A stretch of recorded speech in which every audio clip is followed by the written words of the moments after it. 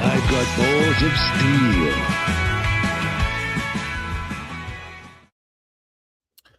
Well, hello everyone. We're already running late, so I'm not going to do all my extra little stim bullshit coming in and putting in my little videos and stuff. But I am the Lord of Toxicity, and we're live back on Toxic Tuesday on tap, and we're going to talk about some stuff. And guess what? There's no drinker today, no competition. So we're going to do what the hell we like in this little boys club, and we're going to say what we want. We're going to do what we want. We're going to rock out with our cocks out. Am I right, guys? Oh, yeah. Yeah. I already am. That's hot. That's hot. I wish the camera was on. Anyway, Critter, Kingsford, Inside Man, Northern English Bastard, the usual suspects are here today.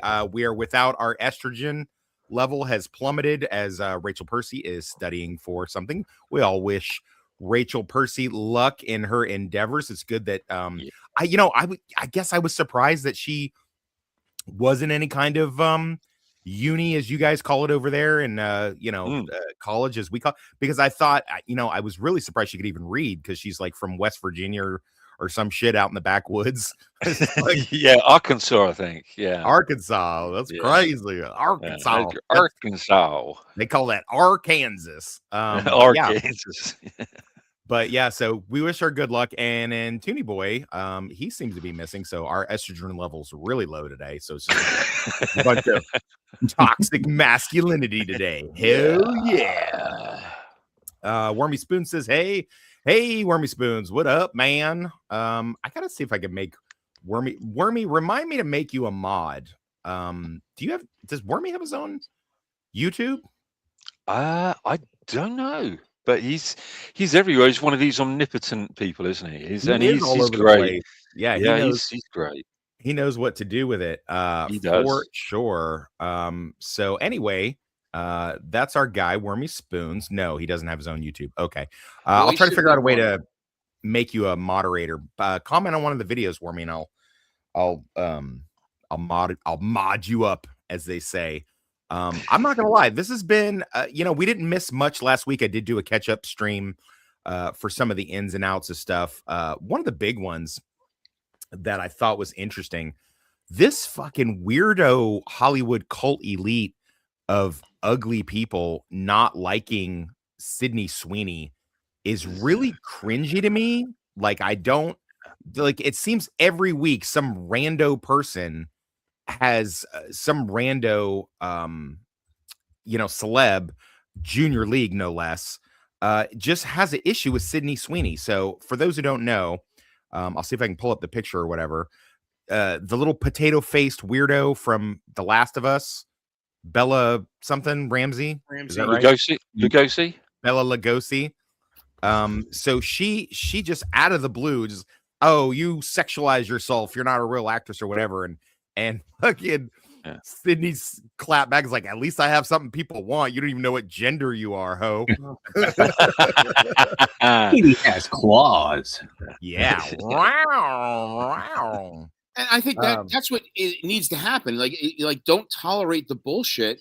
Call them out on it. Like, oh, like, prime example. Like, what are you to say to her, and vice versa? I mean, just the people like what they like.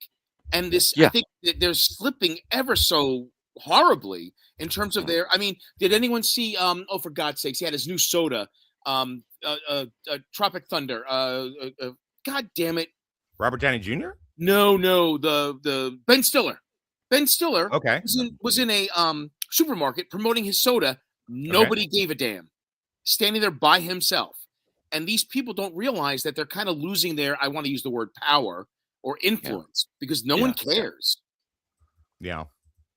I just don't, I mean, okay, yes, obviously we know that they're complete hypocrites. I get it.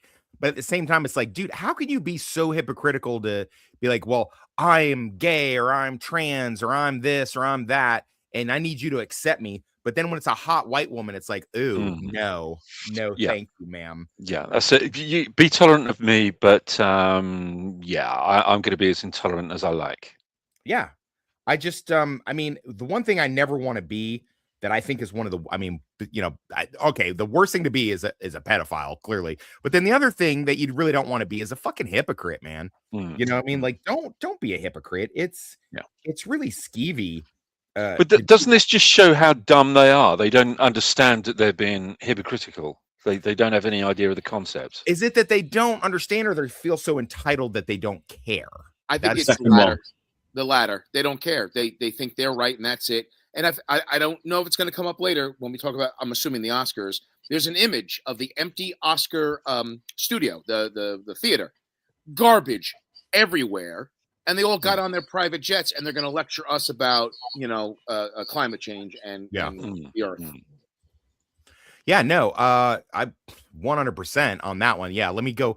I mean, they brag about it. It's like, oh, I was, what was it? Kardashian or somebody was like, oh, I was feeling a little peckish, so I decided to just fly over to Paris real quick and go grab me a baguette or some shit like that. It's like, oh, well, you're fucking digital, or you're footprint. Michael Doberman, what up? Hail, what up, Doberman?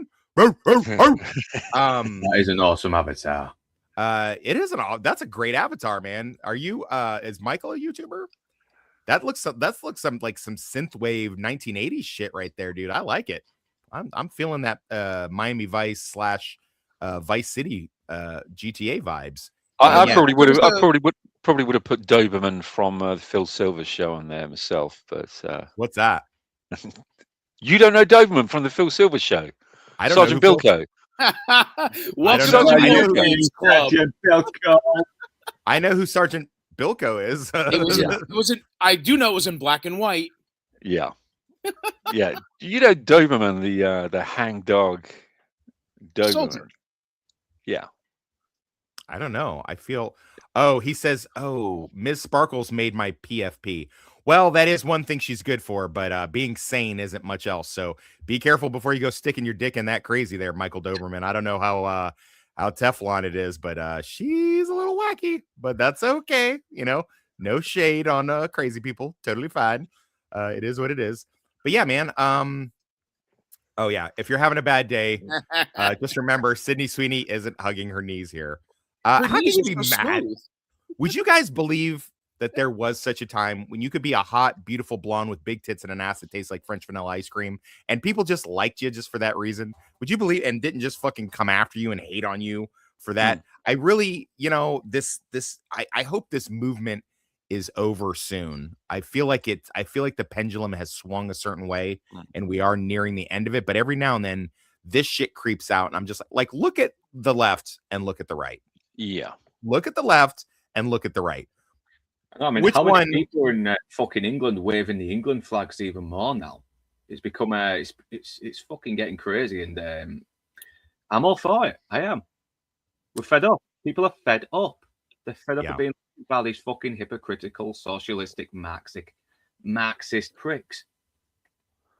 Hey, Mystery. If you want to jump on, the link is in the chat room. I hope you're doing good. I hope your situation is doing good with that, and I'd love to get you on and talk to you about it. If you didn't know, Mystery, what is his name again? What's the other guy we stream with? Fuck, I'm so bad with names. I feel like, when people tell me their name, or when it comes to the name part of my brain, it has like a software glitch. What's the other author guy that we have on? You mean you're not talking about Leroy Peters. No. Yeah. I said author, not.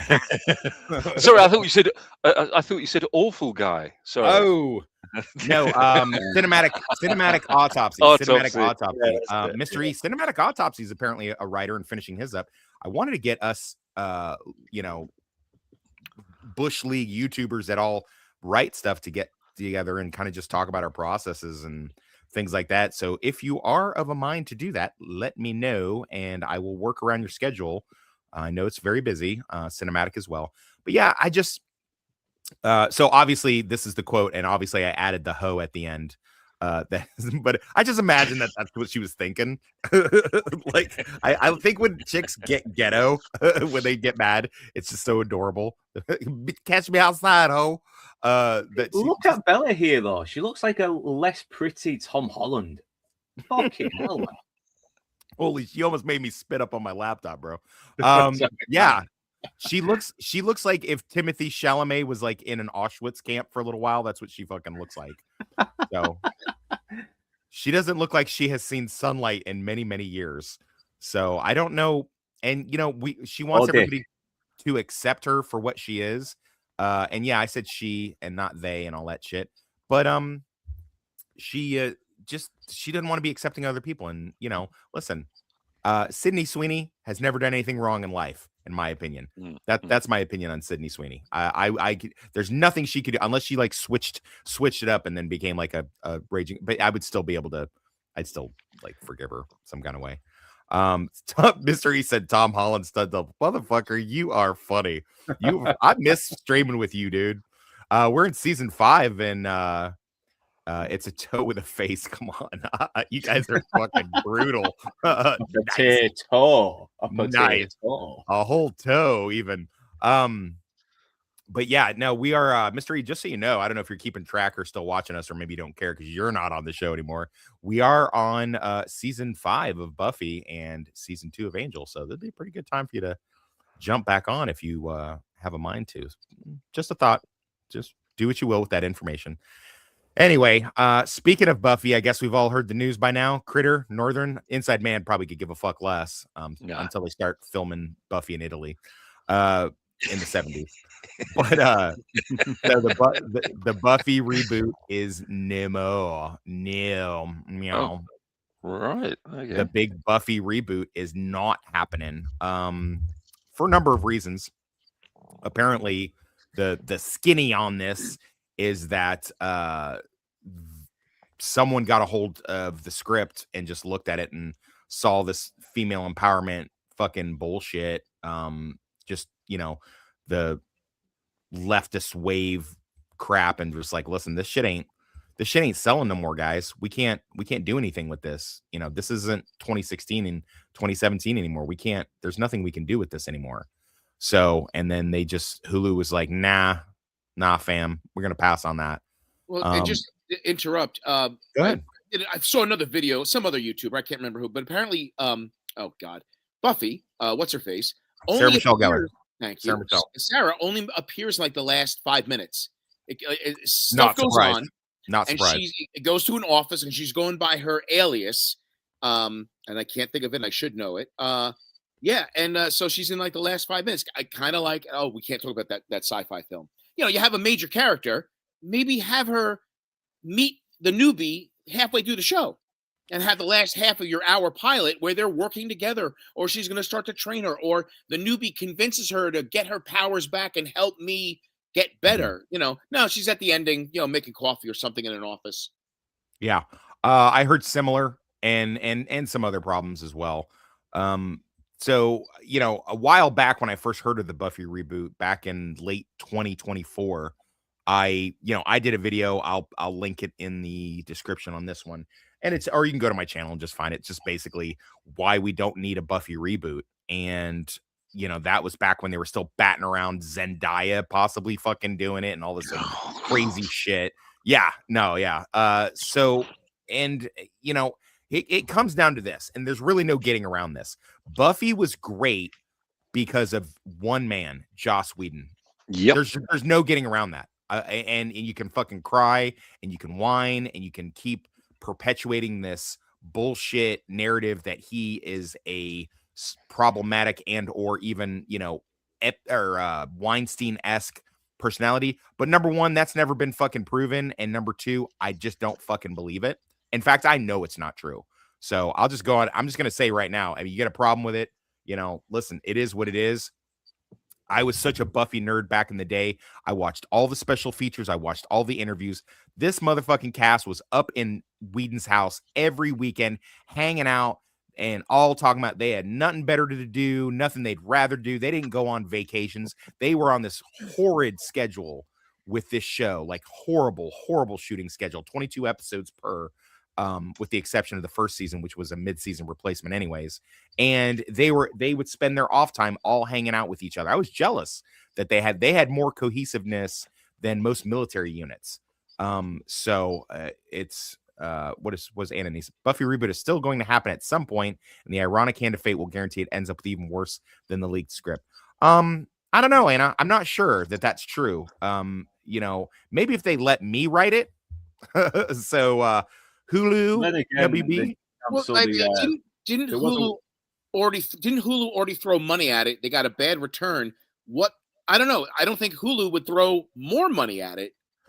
What, third time's the charm or something? And it's not like Hulu has a wide selection of fucking banger-esque shows on their thing. Like what's Hulu's big thing? The Lie to Me show or whatever, or like they do a lot of, they do some good stuff. I'm not gonna lie. I have Hulu, and I dig it. I have Hulu because one of the guests logged into their Hulu in the room that I took over, and they didn't log out. So if you stayed in room 309 a few months ago, I'm on your Hulu, motherfuckers. So, if you're wondering, who's watching Buffy? Yeah, I bet they are. They're just like, continue watching? Buffy? No, I don't want to continue watching. Why is it here? Why? How many times are you gonna watch Super Troopers? What the fuck? So look at this. There's a chance Anna could be right, because remember the Phoebe Waller Bridgeface Tomb Raider reboot that got cancelled, but now is practically happening again. Okay. No, I didn't know that. I didn't get skinny on that. Ironically, and I have more to say on that as well, actually. So Talks writes Buffy. So what's Sydney Sweeney doing right now? Yeah, exactly. Sydney Sweeney is the new Slayer. Hell yeah. Fucking I've watched 7 seasons of that shit. There was no penetration whatsoever. Quote from the episode that's upcoming. Hulu will revise their pre-production budgeting to avoid the problem they just had, but Buffy is too golden of a once popular IP for them not to mine it eventually. You're probably right. I that is the Hollywood way, is it not? But at the same time, go ahead. Let me ask people that have the inside know, even Anna as well here. Does Hulu own the rights, or could another production company throw money at it and they could try it? So the way it works is, the parent company that owns Hulu owns the rights. Got it. So it's one of those situations. Hulu is basically just their outlet. They're not like, it's not Hulu. Like it's, the big parent company is obviously Disney with that. And then Disney is in charge of Hulu, and then Hulu will, be the output of it or something like that. That's how they farm that content out there. Gotcha. Exclusively. So yeah, that's where it's at right now. There was the longest time, believe it or not, that Buffy and Angel were on Netflix. They're on Netflix for a hot minute. And then, Disney became the juggernaut that it is with the streaming, and then just kind of took it. They just, gobbled it up with everything else that they fucking shoved down that fat mouse's mouth. Reminds me of that time someone watched Fellowship 61 times in a row, and Netflix called him, "Are you all right? Mind your own business, Netflix. Watching Lord of the Rings 60 times is reasonable and normal." I remember that story from 2 years ago. Is that reasonable? No, the guy kept playing it, and so someone actually "Are you okay?" That's a good question. What's I'm going to go around the panel here. I just have curiosity, and tell me also in the chat. This is a question for you guys. What's a movie you've seen an unreasonably obscene amount of times? Like you've seen it way too many times. Like you can quote it. You could reenact it if you wanted to. What's a movie you've seen an unreasonable amount of times that it's like it's to the point where someone's like, "Are you okay?" And I'll go first. I'm not gonna lie. You would think it would be some kind of like Heat or something. And I have seen Heat quite a few times. I'm not gonna lie. But actually, the movie I've probably seen the most is probably Pitch Perfect. Gay. Well, I love me some acapella. I love Pitch Perfect. I love the whole thing, but Pitch Perfect is yes, Mr. E, excluding the fucking Marines are always going to exclude Born and Rod.com. Every time we got our canine high, Yeah, excluding that, you fucking monkey. Critter, Well, what's your... I'm not allowed to mention that sci-fi show, the movies. Oh, So, well, what does it rhyme with? What does it rhyme with? No. I don't want to get kicked off. I don't want to be yelled at. My other film that I watch way too much is Jaws. What is it? Jaws. Oh, Jaws. Yeah. I'm sorry, your fucking weird accent made it sound like you were saying you were Jaws. Well, I got a throat lozenge in my I got a throat lozenge. I've had a bit of a Listen, I watched and they went hunting for the shark, and then the shark bit my ass, and my ass got bit off. You sound like Mort Goldman. My kids keep spinning me around in my chair, and I tell them I get dizzy and vertigo, but they don't believe me. My shoes fell off, and then I didn't know I was at the cleaner, and it wasn't an Arby's. They went to take my temperature, and I sat down and forgot the thermometer was in there, and it sounded like a pencil when it broke. And I think some of the mercury got on me. I don't know. Okay, yeah, Jaws is a good one. What you really like that monologue? Can you like quote that whole God monologue? No, bits and pieces, because my brain is filled with all these other things I need to remember. But there's when I was younger, not too far ago, there were like 5 films I would have on a deserted island. The one I can't name was the first Superman, Blade Runner, and 2001: A Space Odyssey. Huh? I can watch those over and over again and never get bored with them. 2001 always puts me to sleep. It's not that it's not good. It's just it's long. I think yes, agreed. But just visually, how Kubrick did all that crap, I thought amazing. So no, I don't disagree with you on that. But it's just it is so fucking long. It's difficult for me to, kind of. I have watched it in total, but not ad nauseum. Not in one sitting. It's like one of those I gotta like pause or stop it and come back to it type thing. Like, back in the day when VHS tapes, if it was a long movie over 2 hours and something, they'd have 2 tapes, and you'd have to it would stop, and you have to put in second tape. Yeah. Jesus, that was ghetto. Meanwhile, that guy who has that Netflix, like, no, I don't want to continue watching 2001. That's funny. I'm not gonna lie. So many people just log into different streaming and different stuff in the hotel that I just have I have an unreasonable. I have Paramount Plus. I have Disney. I have Hulu. So the only thing, the only one I don't have that belongs to someone else is Netflix, because Netflix is such a miserly fuck with their sharing passwords. Yeah. You can't have more than one device logged in. I think it automatically. Right. You want to log off? Yeah. Log off those other devices.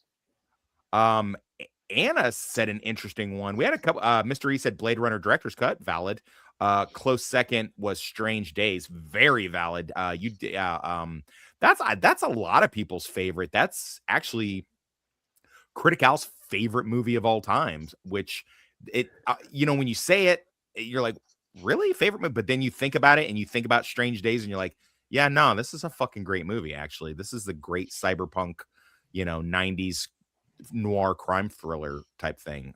It's not like anything else that's out there. So if you haven't seen Strange Days, fucking check out Strange Days. Anna Nielsen, Aliens, put that on when I'm sick and it perks me right up. Aliens, like the Jim Cameron one, the second one. So okay, Anna, good for you. I like that. Aliens is like single-handedly what made me, for sure, I wanted to be a colonial Marine so bad. And as I got older and I realized we didn't have Space Marines, I was like, oh. And now that I'm out, of course they have Space Force now. But I don't think they go running around fighting xenomorphs. Maybe they do. I don't know. I don't know a lot about Space Force. Anyway, so yeah, Jaws is also super valid. I'll throw Alien as well. That's one I could put on and never get bored of. Can I tell you that I find Aliens to be far superior to Alien? No, Aliens is different. I agree. You could also talk about that unmentionable sci-fi trilogy where the second film is considered the better. I still prefer the first one, which is episode 4. Yeah, no, I am Bempire Reichs Rack. Much I like that one. Ixnay on the Empire A. Northern, did you have a pick for unreasonably watched film in your Ooh, Terminator 2. Oh yeah, damn, that's my. yeah. You know what? We might actually be. That might be. I haven't watched it in a hot minute, but I will tell you, when that was in the theater, I had a summer job, and I spent all of my summer job movie going back to the theater and watching that bitch. Like I was a bag boy at a grocery store. And so every time I had enough tips for like $5, because that's what movies cost back then, I would go to a $5 matinee and I would go watch Terminator 2. And if I had a friend that wasn't doing it, I'd be like, hey, you want to go to, get out of the hot Florida sun and go to fucking movie and sit in cool air for a couple hours? And we would just go watch. I would go to Regal Cinema and I would watch T2. So I may have seen that more than Pitch Perfect, actually. Yeah. I mean, fucking hell, it's one of those films that just gets better the more you watch it. And as I've gotten older, I'm starting to see it in newer ways. It's we got to do it. Can we do a Bastards breakdown on that one day? Maybe we did that thing last year. Oh shit, we did. We did do that because that's the one. That's the one we almost killed Inside Man. Yeah, it was a long one. That one as well. That's the one where Enzo almost killed him. Yeah. Man. He lived in a wheelchair. He lived in the wheelchair with a colostomy bag. Oh God, that's a fucking great I can movie, always man. maybe do a Bastards revisit one day, or a Lazy Bastards commentary, something like that maybe, because I would love to do something on Terminator 2 again. I really would. It's like you watch it, you start to see more newer layers that you never saw before. Yeah. So good it is.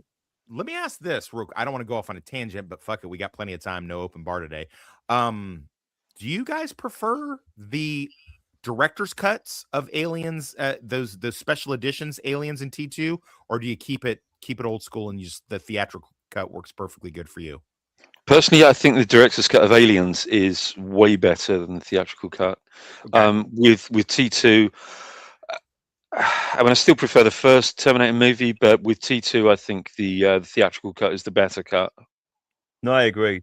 Because the more I watch these special edition scenes, you kind of don't need them. You get the idea. It's like, okay, the T-1000 kills the dog to see if it's been exposed, but no, I think the T-1000 would get it anyway. He would know it's been exposed straight away. Yeah, it's just one of those things. James Cameron even said, listen, you already get it. We don't want you to see Kyle Reese come back in the dream sequence because it robs the impact of when Sarah Connor breaks down in front of John after she fails to That's kill. a good point. No, that's pretty valid. I'm not sure if the director's cut, because I don't think I've actually seen the T2 director's cut, but I know there's a deleted scene I thought should have been in there where the T-1000 is like rubbing his hands over all the stuff in the kid's room. He's glitching. Yeah, that's the third director's cut, the ultimate cut, and it's shit. I like that where he's touching and getting information by touching the stuff. I mean, it's good, but it just isn't needed, and it kind of slows the story down. And does he not do it when he gets in the cop car? He runs his hand over the monitor in the cop car, right? Does he not do you that? kind of get that as well. He can already track down where Sarah Connor is as well with the cop car, and that's it. You don't really need that scene where he's in the bedroom anyway. I don't know. I still kind of liked it. Like, oh, math homework not done. It's a nice little tidbit, especially the deleted scenes. They are still good bits. They just aren't needed. That's it. All right. If I have a detractor to the special edition, and by the way, I haven't seen the third special edition. I didn't even know there was a third. Yeah, it's got an alternate ending where after the Terminator melts him, gets melted by Sarah Connor, it flashes to the future, and Sarah Connor's just this really old woman in this sort of like future that looks like a very bad episode of Bill and Ted's Bogus Journey meets Star Trek. It's terrible. It's terrible. Avoid it. Huh? I didn't know that either. Yeah, it's on YouTube somewhere. Believe me, you'll see it and you'll think, yeah, thank God they just cut straight to the fucking road where it's dark at the top, kind of adding more of a mystery of whatever fate awaits them. Okay. Yeah, I do like that ending. That ending's actually really good. It's kind of burned into my mind. So if I had some of that stuff's maybe nitpicky, some of it's valid. If I had one of the things I really like from the theatrical cut is so once Sarah figures out that Miles Bennett Dyson is the one that created Skynet or whatever, and she's just decided to pop him and be like, nah, we're gonna which by the way, They do that in the TV show too, in that alternate Elseworld TV version, Sarah Connor Chronicles. They actually do. Reese's brother actually pops him. But anywhu, yeah, Derek Reese is the fucking goat in that show. Yeah, no, he's great. No, he's absolutely awesome. Hard to believe. Same the dorky kid from frickin' 90210. You know what I mean?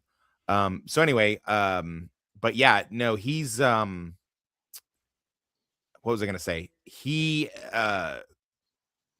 is working on his computer, and we know Sarah's gonna go, after him, and there's that huge sense of urgency, and they're trying to stop her, and then they all of a sudden he's working on his computer, and you just see the laser sight on the back of his fucking dome because she's gonna pop him. I think that works a lot better than the director's cut version where she's like creeping up on him and then like setting up the sniper nest and stuff. I just really like the theatrical way that, like he's just working on his computer, doesn't know nothing about nothing, and then all of a sudden, boom, that fucking red light. And it was like a callback to the first movie where she's just sitting there in the club, and the Arnold T-800 puts the laser. Although I've always had a problem with that because I'm like, why does the futuristic cyborg with a targeting computer in his eye need a fucking laser sight? Just for aura? Yeah, no, it makes no fucking sense. But in the special edition, the eye socket helps the gun go to 11. But this one goes to 11. It's one louder, isn't it? Anna Nielsen's asking, did any of you play the new T2 game, Terminator 2D No Fate? I feel like someone in our group was doing that and like streaming it. Wasn't there? That sounds like a Toonie thing. I feel like Toonie probably was. I wish he was here. He could get it. Video games, he'd be jumping up and down. He'd be like, "Oh yeah, yes, quite. I do watch. I didn't see the movie per se, but I did play the video game quite a bit. Mom, I'm streaming. Mom, I'm streaming. I'll take the rubbish out later." John's a senator, and Sarah watches him play with his kids in a park filled with people in ugly retro futuristic. Is this right? Is this true? Is that true? What she's saying here? Jesus Christ, I don't know. That's a funny thing with Arnold Schwarzenegger as well, because somehow the cats, it's like there's no they couldn't really get the rights to his likeness, so they kind of play with the facial features on the actual Terminator character in the way where it looks like Arnie, but it doesn't look like Arnie. It's really weird. I don't know what was going on there. Inside Man, what Italian 70s movie is your obscenely repeated watch that you love to watch? It isn't actually. It is actually Alien, the first Alien movie. Oh, okay. And it's one that I know like the back of my hand. There's nothing about that movie that I don't know. Really?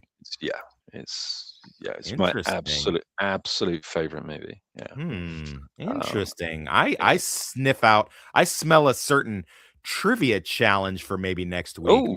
That's interesting. That's get that together. I might have to get that. See how good your alien knowledge really is there inside. Oh yeah. Now you got me boiling up now. Yeah. Oh. That's where I want you, baby. That's where I want you. But yeah, no, Buffy reboot series dead. Anybody sad about this? Anybody upset? No. I think any reasonable. I would have been upset about it if the production team behind it was not who they were. Like if Joss Whedon came back and a couple of the cast came back, and like you had 3 writers that were helping Joss that did amazing stuff. Like, oh shit, this will be cool. Yeah. And again, a pipe dream. Someone gets a box of money.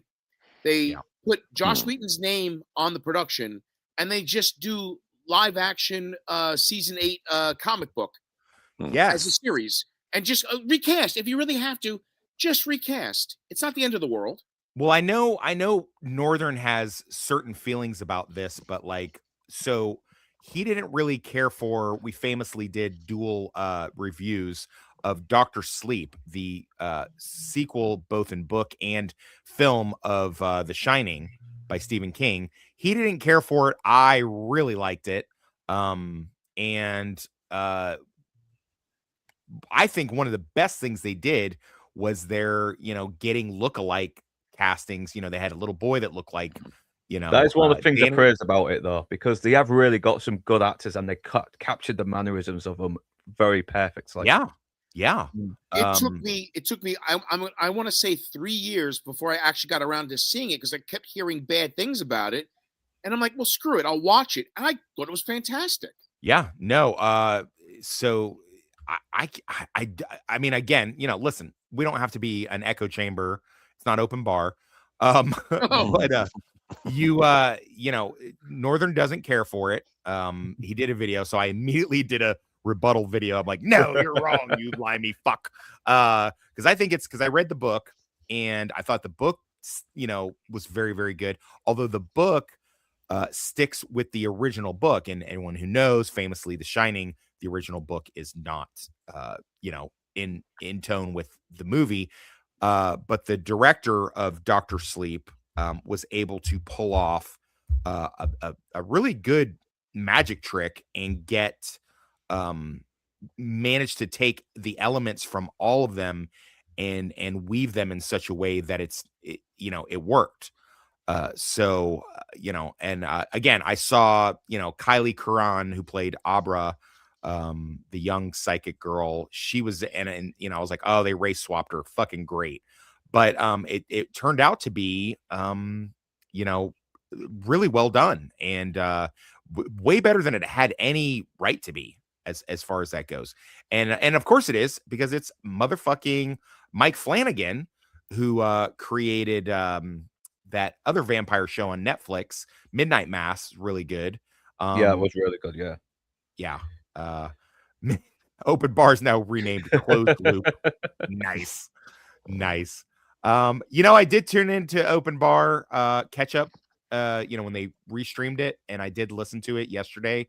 And fuck, man, they had Vex on. Vex was on there. So Vex was on, so you know Dark Hour is not going to be on if Vex is on there. It's either one or the other, because they're still beefing, you fucking children.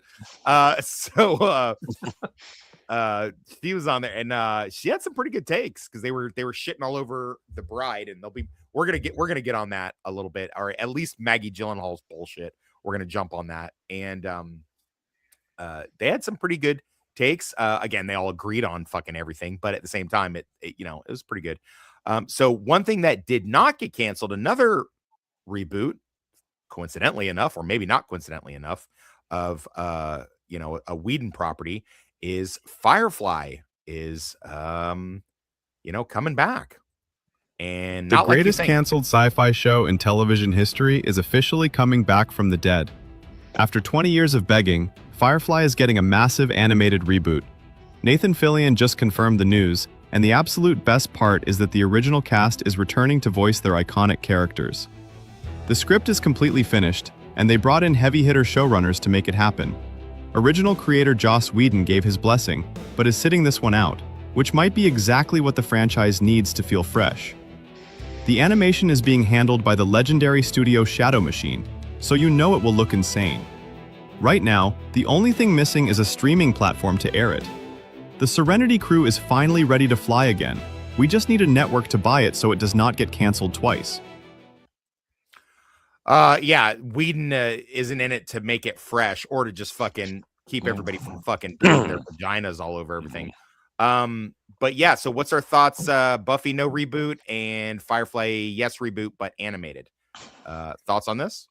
Well, I think that AI generated narration seemed had some falsities in it, I think. And bear with, I haven't followed up since I heard it.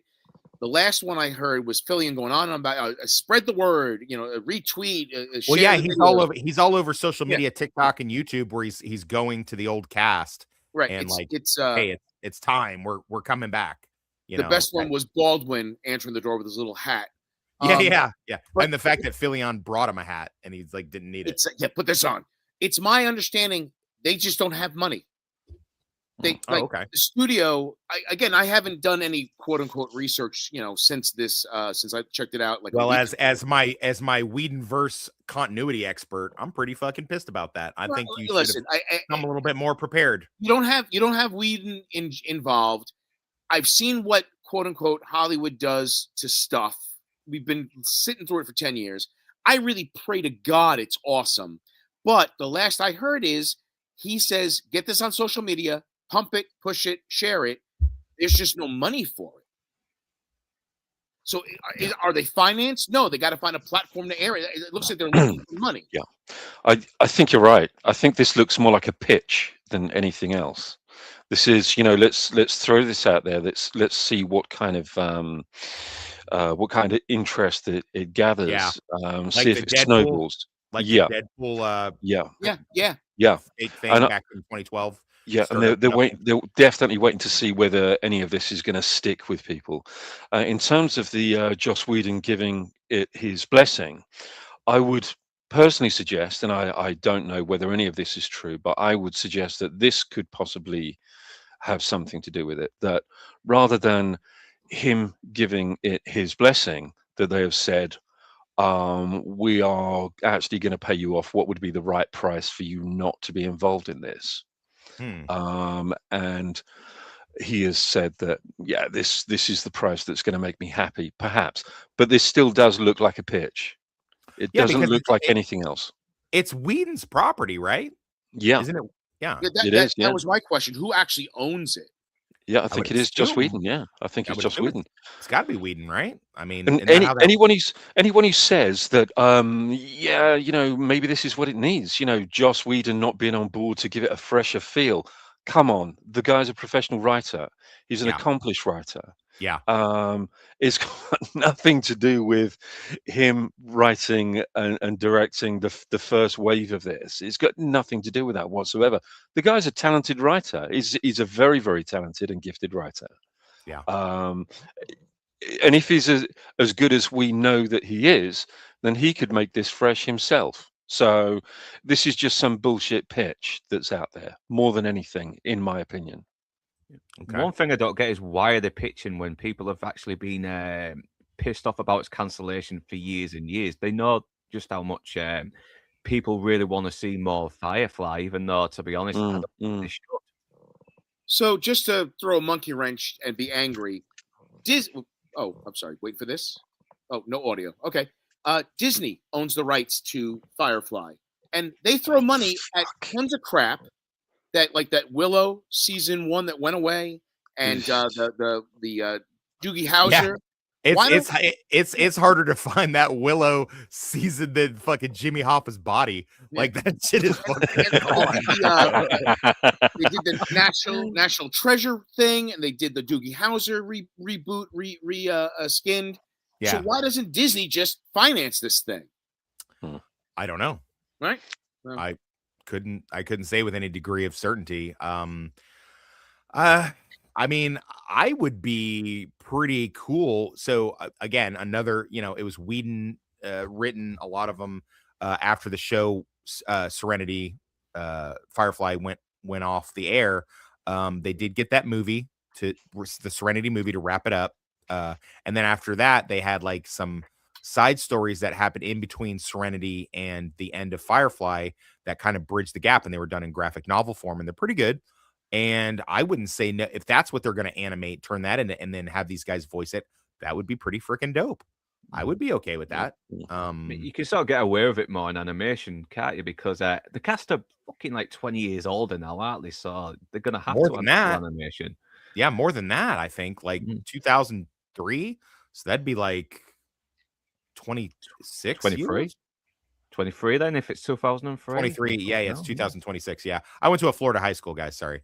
But yeah, so 23 years, man, that's a fucking long time. That's a lot of miles to put on people. I'm not gonna lie, Fillion doesn't. I mean, I'll catch a rookie episode every now and then, although he's not a rookie anymore, so he's like a fucking almost a sergeant. So I don't know why they still have the show called The Rookie, but whatevs. And it's really ridiculous. If you wanted to have a cool drinking game with watching The Rookie, I mean, I'm not gonna lie, I do watch it. Also on Hulu, and they're like, "Who's watching The Rookie?" But there's so many instances where they don't use their guns. It's like become like the A-Team type show. It's like they'll get into a situation and then holster their gun and then fight it out with the guy. And I'm like, wait, what? That's not accurate. It's like the opposite of like something like NCIS LA, where they like, they get in gunfights every single episode. And I'm like, okay, you guys are federal officers. This is not going to be that many. So stop, thief, or I'll say stop again. Yeah, exactly. Shoot out the tires. I don't want to be a grammar Nazi, but I'm pretty sure that's not how you say allegedly, or spell it rather. So that's okay. Allegedly. But yeah, so Buffy no go, Fireflies maybe. So I don't know. I guess we'll see on that, but more to follow. Hollywood has not in general built up a lot of goodwill. I guess they scored a pretty high win with, I guess they're hoping each thing's going to be the Top Gun Maverick type, reboot sequel type situation. But again, I got to feel like that's the minority Top Gun Maverick, right? Yeah. That's definitely not, that's not the norm. Yeah. Anna Nielsen says, or I'll stay stop again in the Bay Area police response. Yikes. So looking at you, California, you suckers. So let's do the dirty and get into this. Man, we got a lot of bitches popping off in Hollywood these days. A lot of bitches. I did touch this a little bit on my catch-up stream, but I wanted to get you guys' so fucking out of nowhere trying to be relevant.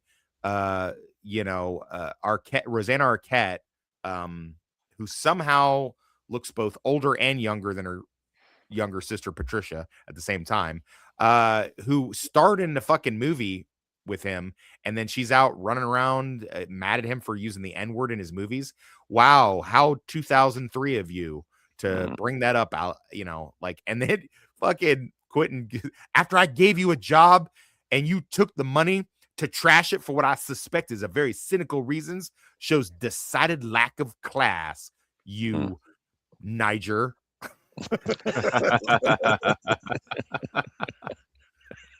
That sounds exactly like Tarantino when he's interviewed by black people. Yeah. He does do a little bit of Kamala, doesn't he? When he's it depends on white people. She's my girl, man. She's my girl. I directed her like Jackie Brown, man. I was like, okay. And then I got behind the camera and I was like, okay. This virtue signaling 101. Yes, no, maybe so. For sure, right? Yeah. Okay. Look, come on. It's one of the most ludicrous things. Did they not kind of get that, these are scripts, they are actors, that's all they have to do is read the script and, say the lines without the script in front of them. They get paid for it. If they can't distinguish between a fantasy and reality, and they're involved in that fantasy as a medium, then they've got a few more screws loose than I really previously thought they had. I think it's an absolutely atrocious, ludicrous, ridiculous, idiotic, childish, outdated way of thinking. It's just pathetic. Well, there's an interesting thing on social media these days where people are coming out, and because they didn't sign NDAs or whatever, people who have been paid protesters and crisis actors are coming out and telling their stories. There's even people that got paid to walk around the mall with shopping bags, and that's a thing. And so people are coming out of the woodwork with that.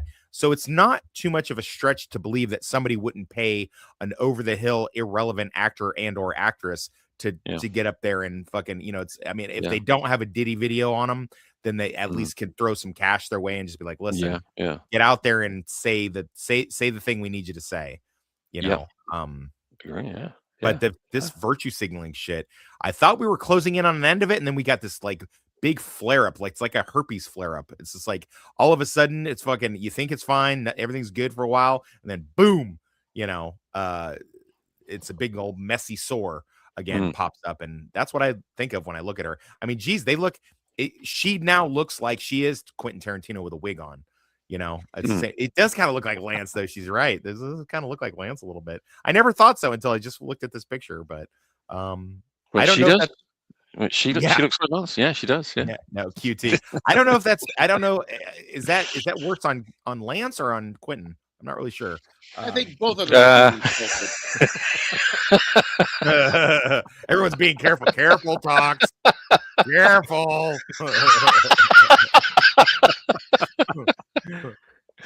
Oh boy. Anyway, no, we love you, Lance. We love you over here. But yeah, no, it's just fucking just shut the fuck up, bitches. Like seriously, Yes. why do we have so many of these irrelevant people that just pop up and just say the dumbest shit? Is there any good reason for this? Is there, I just do you know what you said, to be honest with you, what you said, it's possible that she has been paid to say this. It's possible that her agent has said, look, things aren't looking good for you, you're in these movies and maybe this is you're not adorable as you used to be. It was adorable at all when you were younger.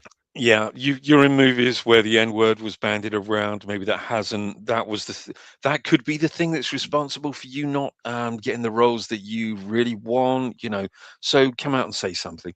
It could be any of those things or all of those things. But it's as an actor, has anybody ever approached you, Inside Man, and said, hey, we need you to get out there and virtue signal? No. I guess you got to be a certain level of actor for that to happen. Yeah, no, nobody's ever. Not just that. Strangely, I've never heard of anything like that on set. Really? Yeah, never.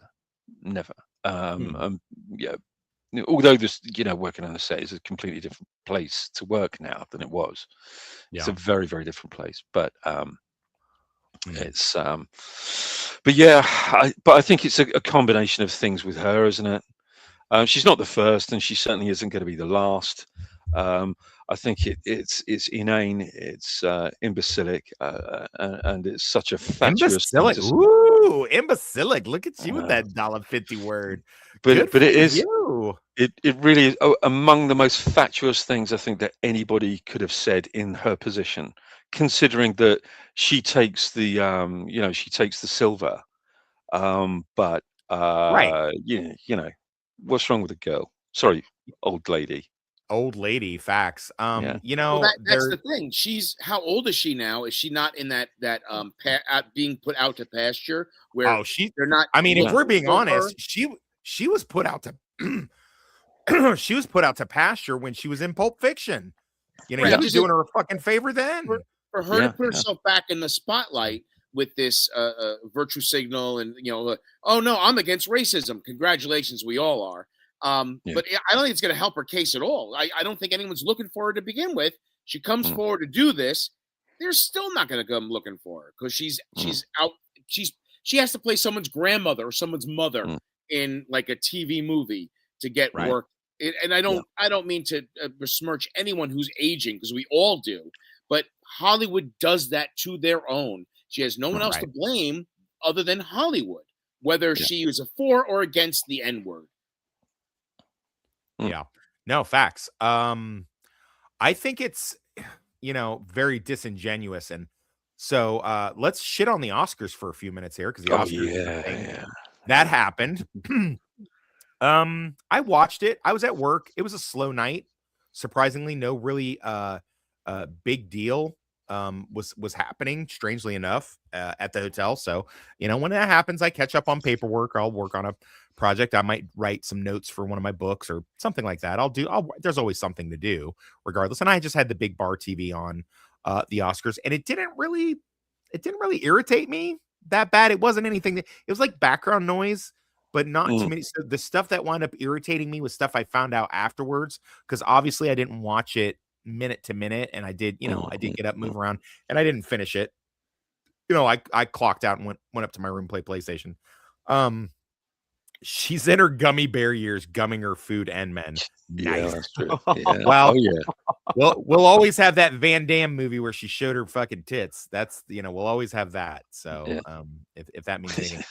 But so one of the things that I found out later about the Oscars that pissed me off, I didn't know this, is that apparently James Ransom, the guy that passed away, unfortunately self-deleted himself recently, and was in many movies, including the It. He played the adult version of one of the kids from It Chapter 2, and of course he was in Generation Kill. James Ransom, he was excluded in the honors memoriam on the Oscars. What's the fuck is that about, guys? Someone What? Anyone got the skinny on this or no? No What? idea. This is my first time That's hearing this as well. ridiculous. I mean, we Is had a it very because he self-deleted, or is that the thing? Or absolutely no idea. I mean, I suppose we can only speculate, really. I mean, we had a very similar thing with one of our actors over here a few years back called Bernard Cribbins, and who was in movies and predominantly television, but he was in movies, and he passed away, and he was kind of known as a national sort of treasure, really. And they didn't include him in the in memoriam section either. Huh. So in this case, like I say, we can only speculate, can't we? It could possibly speculate be away what for a you couple said. minutes because I got a phone call I got to take real quick. So, Inside Man, you're in charge. Okay. Running around the gamut. I personally think that it could be exactly what Tox has said, because the unfortunate situation of his passing.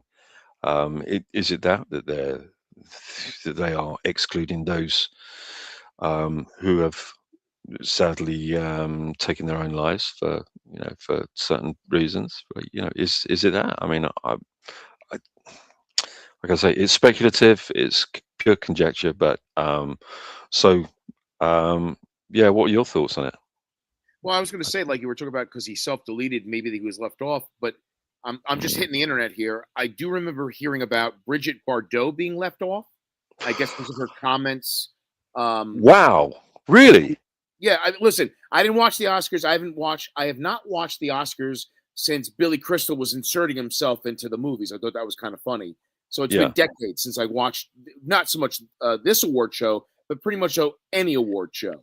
But I'm almost positive that Bridget Bardot was left off because of her pro-conservative statements. And I'm also seeing here that Robert Carradine also left off. And again, I believe he was also a suicide. Yeah. Or was he sick? I know James It Van was. Der Beek. Yeah. And James Van Der Beek was also left off, and he just was sick. And I'll throw out Malcolm Jamal Warner, who drowned, right? Yeah. And June Lockhart, who I think just died of old age. I'm not sure. But really kind of obnoxious. Whether they self-deleted or not, they still contributed to a lot of cornerstone film. I mean, you can't take away Robert Carradine in the Revenge of the Nerds, not the best movie on the planet, but still it's in the zeitgeist. James Van Der Beek, my God, I mean that's as a very well-known CW / Dawson's Creek, the voices in cartoons on Disney. But Bridget Bardot is just rude because one of the great film stars, one of the most iconic film stars, of all time. Yeah, just found out a little bit about this James Ranson. Apparently, he was trying to speak up for about sexual abuse survivors, everything as well. He had, I don't know if that has anything to do with him being left off the memoriam, but he had a pretty tragic life as a kid. It does make you wonder whether there are political reasons. Maybe it was not necessarily the fact that the circumstances of his passing. Maybe it was some of the things that he'd spoken out about, and maybe some of the people that were involved in things that he was a victim of. Perhaps, they are Oscar or members of the Academy, senior members of the Academy. We don't know. Everything can be speculative, can't it? But it looks suspicious. How long does this program run? They couldn't add 10 more names for another minute and a half in the music video. Right. I just feel very, because he was because he was abused and he was very outspoken about essay of children and stuff, and they don't like that. They're like, no, wait, we love pedos here in Hollywood. So I kind of feel like it. I don't know, man. Maybe it's tinfoil hat time. I'm not sure. It's hard to say without any real concrete evidence, but it's kind of one of those things you just gotta speculate on. But he's by all accounts, he's a fucking great dude, and he stopped a home invasion one time. I don't know if you guys know this or not. Like when he was a younger actor and he was still on The Wire, he stopped at someone. There was a home invasion and he came in chased the dude off with a rebar or something, or a bat or something like that, or a stick. And Yeah, he like stopped a home invasion robbery. Shit. So, and he made like jokingly was cheeky, but and he was very modest about the whole thing. He was like, yeah, well, maybe now if I get a tough guy role, they won't think I'm not a tough guy because look, I stopped the robbery. That kind of situation. I just thought he was a great actor. Yeah. I've seen Generation Kill a couple times. Obviously I wasn't a Marine, but I do appreciate it. Those guys did some fucking hard work. I didn't go into Iraq until late 2009. So like the guys that were in on that 2003 invasion and all that shit was, it was epic at the time, and it they really were the tip of the spear. So that's great. Sadly, unfortunately, the guy that wrote that book that is based on, the Rolling Stones guy, he just passed away as well. And I think he self-deleted himself as well. Oh my God. That's crazy, right? That's terrible. It also makes you wonder, like when you get surprised that someone in Hollywood has removed themselves from the gene pool. It also makes you wonder, what were they exposed to? What secrets is eating at them? Right. What were they asked to do that they either did or did not? And now they're depressed because they're stuck in this weird trap, or they missed out on something that would have made them more famous. We all deal with depression and letdown differently, but think about the kind of level of ridiculousness that they deal with. And especially if it's something evil, where which now we're finding out more and more. There's actual like legitimate, sacrifice to Moloch fucking baby ritual. I mean, did you guys see the Bill Clinton thing where he's looking at the Epstein files and laughing and reminiscing like he's looking at his old fucking yearbook photos and shit? If I could put time in a bottle. Like, dude, how gross and evil do you got to be like looking at Epstein files and giggling and laughing when you're in your fucking 70s? Well, let me pull it back to something that's less tinfoil hat. Please.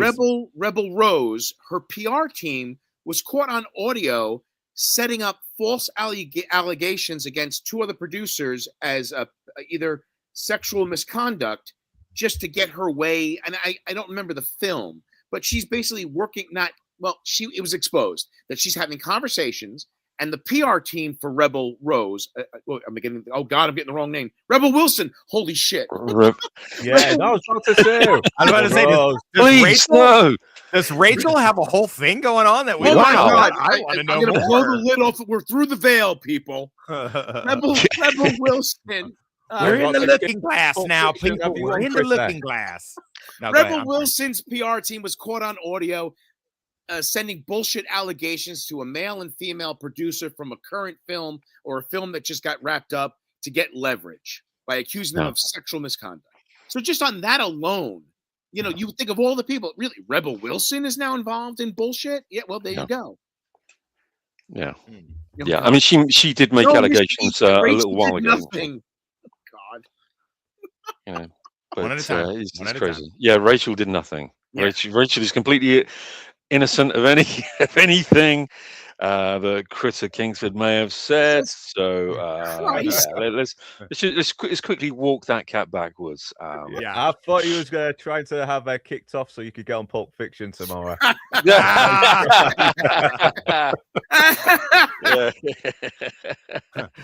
I worry you've already suffered enough old man injuries lately. I don't want you catching some gunfire from her varmint rifle. Yeah, she's gonna. Where's my guns? I'm angry now, and I got Rebel. I got Rachel at my house. Look here, you old bastard! I don't care. I'm gonna get that other foot, you son of a bitch. Come here, you gimp. Jesus.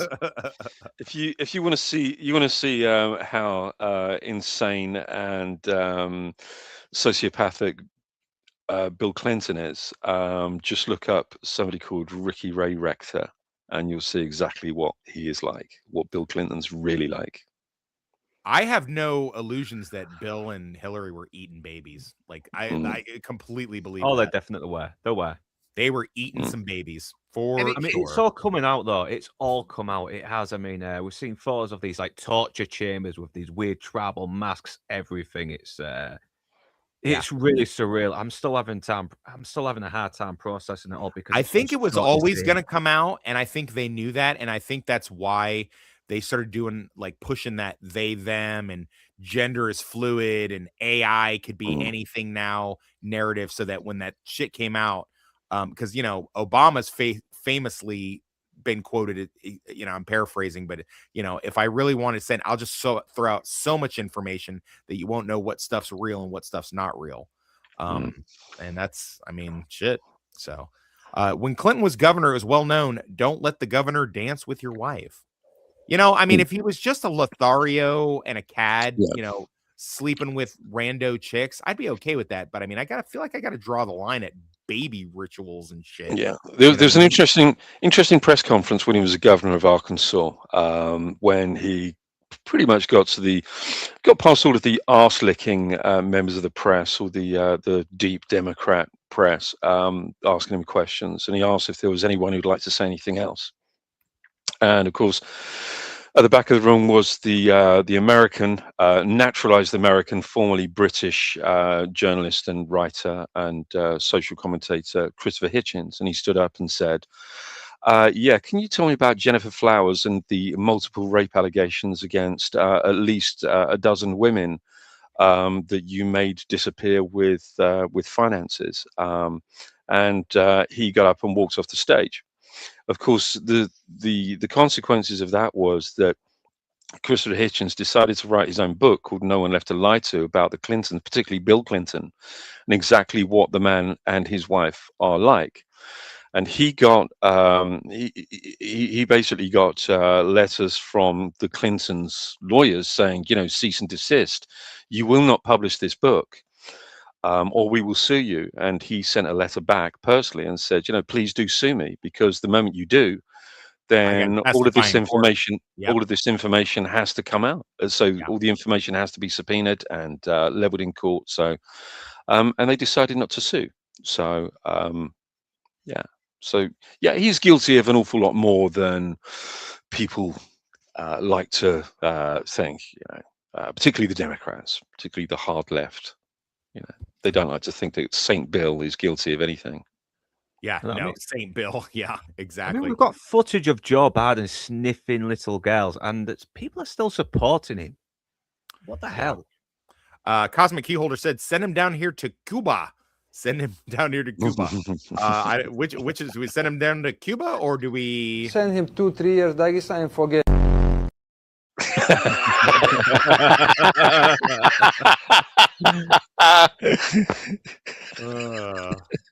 That never gets old. That's brilliant. I love that. I love it. So did you guys just watch the recap of the Oscars? Did you give a fuck, or like what's the deal? I think I saw a clip of Anton Chigurh going free Palestine. I'm like, oh, fuck's sake. Not you. That was another one that creeped up. Yeah, I didn't see that live. That was another one that creeped up. So you guys heard about that? Stupid ass Anton Chigurh walking around. I have my free Palestine pin, and I was against the illegal war in Iraq. I'm against the illegal war in Iran right now. And it's like, dude, how many times did motherfuckers got to say death to America before we be like, all right, bet. Yeah, that's right. Yeah, they were begging for war. They are all entitled to their opinion. They want death to America. They can, they're allowed to say that. Well, you're going to keep fucking around, Iran, and you're going to find out why we don't have free health care here in America, because we have that huge defense budget, and we will turn that bitch into glass. So it's just like America is the Waffle House of the world. Like we always are ready to run a fade. So I'm reminded of, and I think it was in Stand By Me. I'm not sure. I don't remember. Could have been like a cop drama. But a character says, a character ends up dead. Another character says, you run around threatening people to cut your throat, someone's going to do it. So 10, 15 years of death to America, you think we really need a reason? Yeah, I don't think we do. 47 years of it. So it's been 47 years since the Ayatollah Khamenei took over from the Shah, right? And from day one, it's been death to America. From day one, 47 years worth of that. Every time that any former president has gone to the negotiating table, or their chiefs of staff have gone to the negotiating table, and diplomats have gone to the negotiating table with these people, they say they've come up with some kind of agreement to stop this or to prevent that. And then they go back, and the next minute they're in the streets shouting death to America. So, yeah, you reap what you sow. That's all I can say. And if you want to break the non-proliferation treaty, then fine. Yeah, you definitely do reap what you sow. As far as Javier Bardem and the Free Palestine thing, grow the fuck up, mate. Grow up. You know, we know you're a good actor, but just grow up. You're supporting anti-Semitic fucking genocide, aren't you? Yeah. So Yeah, that's really, right.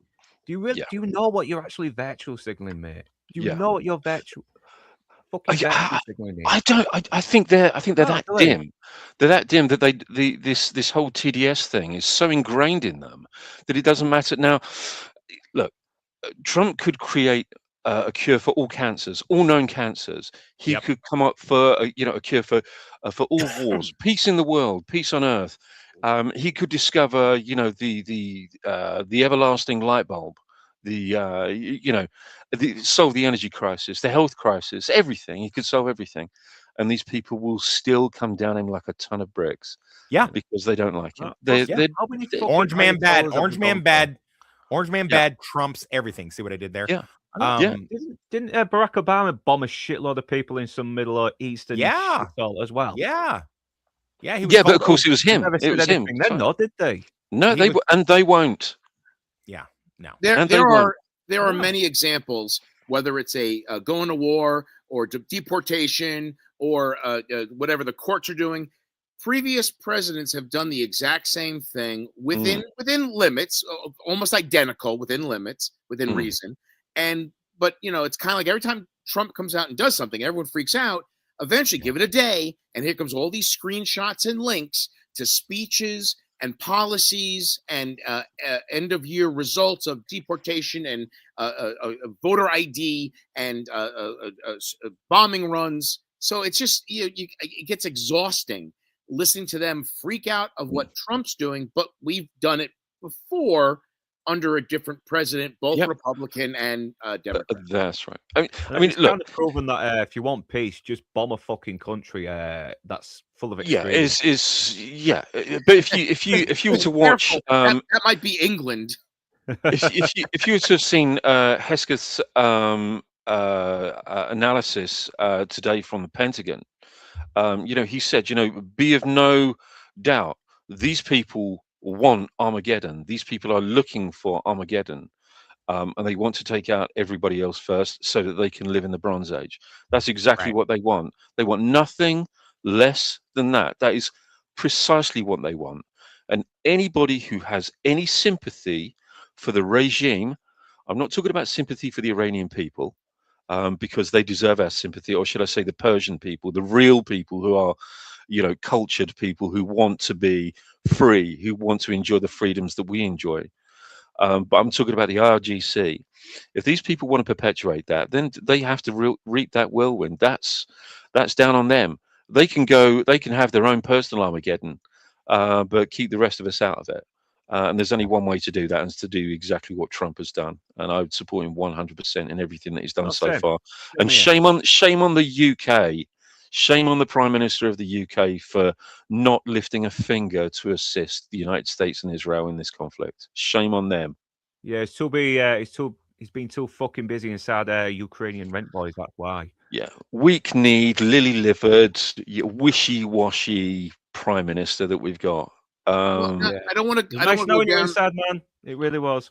I don't want to go down a politics run, but didn't someone just step up and they're running? I'm going to get the phrase wrong. Aren't they running for prime minister? And some of their platforms are execute pedophiles and deportations. Is there someone in the running? I think that's Rupert Law. Okay, he's my fucking man. Okay, so there's hope there. Yeah. Well, nationalism is on the fucking rise now. People are just fed up of it.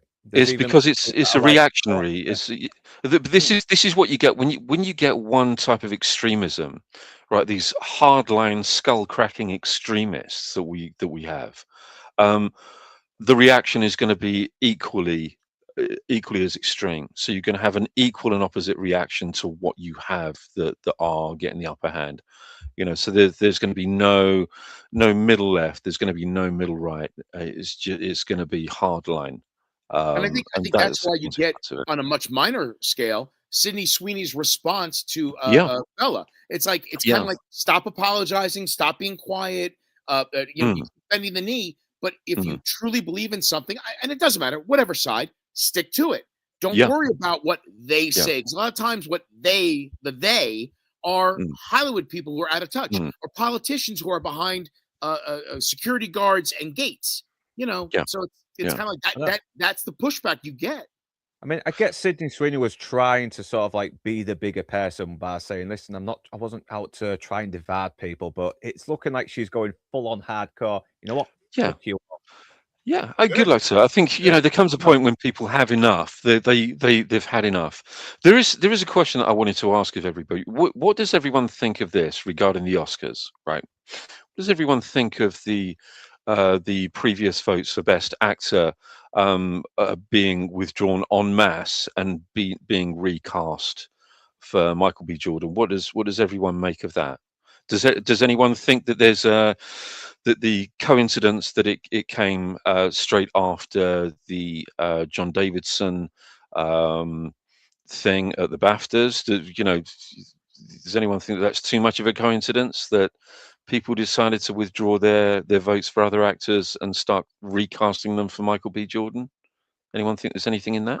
I always feel like there's like an attempt to say sorry by promoting African American actors. But it seems, well, it's Hollywood. Who the hell knows? Behind closed doors. Oh, look who got insulted. Let's push him. So I don't know. I think. Well, I'm conflicted about it. Now, first and foremost, I used to be a big Oscars watcher. I loved the Oscars for the longest time. Was like I used to do. I even had the bar that I used to work at. I would put it on the TV and I would have like a betting pool of like who was going to win what and stuff like that. I always enjoyed the Oscars for the longest time, and it just the last 10 years it's become this virtue signaling nightmare. So I thought it was like a great event. It's about the movies. So I mean, what's not to like? But of course now I agree with you. I used to kind of get into it, but then after a while, all the films that were being promoted were films I had no interest or never saw. Right. So I guess I'm of two minds with it, because I mean, if that is the reason, then I'm not happy about it. For what Inside Man's explaining about, because I do think Michael B. Jordan's a great actor. I did really like Sinners. I think arguably Sinners was the best of 2025. And when it came out, and I think early April, I think I was already going the rounds and saying that. And I actually had a falling out with a couple of YouTubers about that very topic, because I was applauding it. I think it gets better upon rewatch. The other movie I really liked of 2025 was Weapons, but unfortunately that one gets worse upon rewatch because the believability starts to really shrink. And then of course, the big twist, it, comes out and you're just waiting for it. So it doesn't, whereas, Mystery said, I only watched it if I was being rewarded with a vagina at the end of the show. So then you would have two vaginas there, Marine Corps. You would have two vaginas. Fantastic. So and I'm sorry, one for each hand. But Michael B. Jordan playing the twins couldn't have been easy. Again, I've been pretty vocal about this. I think that guy that kind of got Me Too'd, ratioed, that start against him in, he was Kang, and then he started against him as in the Creed 3 or whatever. What was that? Whatever that guy's name was. It's still his name, but whatever that guy, I think he would have been a great one to play the other brother. Although the twin angle was pretty interesting. So I'm good with it either way. I really like the film, and like I said, I've rewatched it at least 4 or 5 times since then. I'll probably watch it again here at some point. I think Coogler did a great job. It was very atmospheric. I thought it had a great villain. I loved that they had the Irish villain. On St. Paddy's Day, I had, the Rocky Road to Dublin playing at least 4 or 5 times behind the bar. And, a lot of time, I kept hearing amongst the crowd of people that were drinking, I kept, that's that movie from Sinners, the Irish vampire. So I thought that was pretty cool. that guy's a great actor. I enjoy watching him and stuff. Just kind of now discovering him. But he, now he seems to be the flavor of the month. So they're putting him in a lot of stuff, and I'm okay with that. I don't really feel like he's being shoved down our throat. But yeah, there's that. I feel like One Battle After Another wasn't as horrible as it could be, but it's not a great film, and it definitely doesn't have any rewatchability. So it cleaning up at the Oscars is just more of an indictment for Hollywood. Just like, of course, the virtue signaling, like that would have been like the greatest movie ever if the Democrats had won the election last year. You know what I mean? Like they would have that movie, taken on ICE and all this bullshit and this like terrorist regime and domestic terrorist regime, fighting the power and all that. I mean, it's a good movie for what it is. It's very intelligently shot, but at the same time, I'm just like, meh, it's not that great.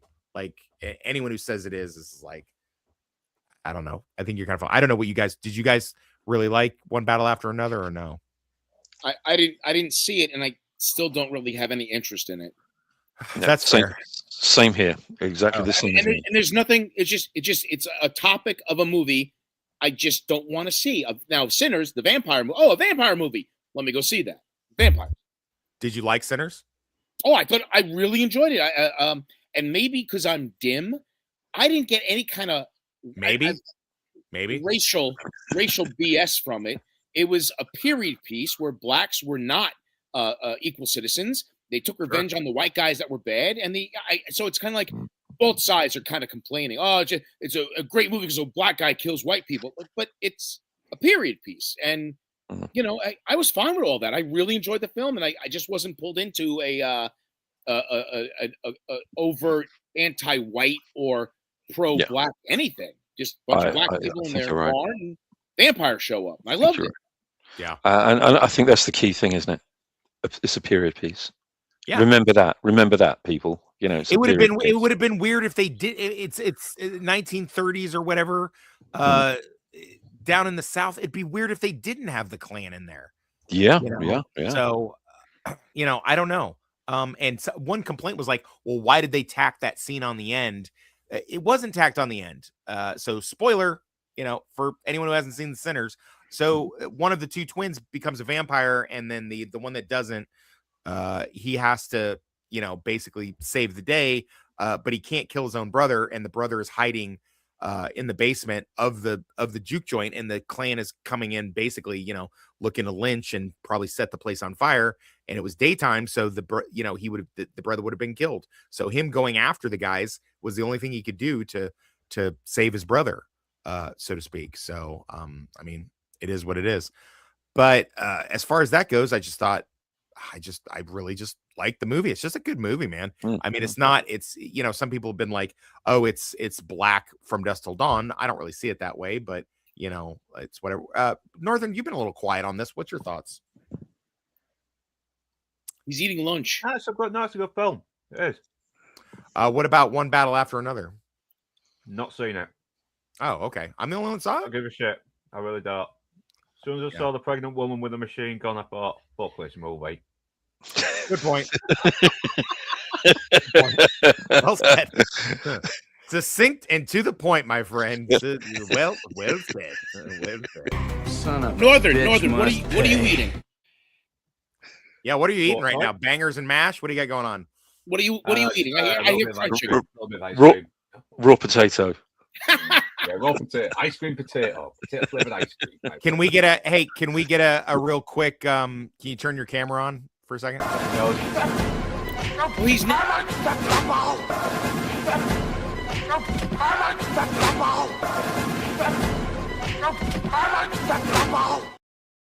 How camera on? There's no camera here.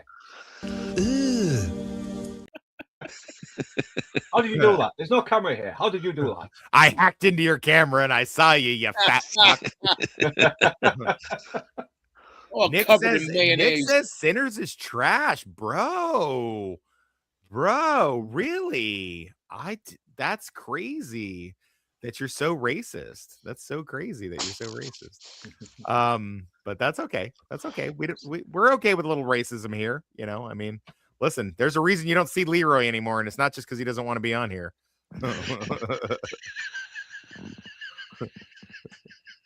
I buried him deep.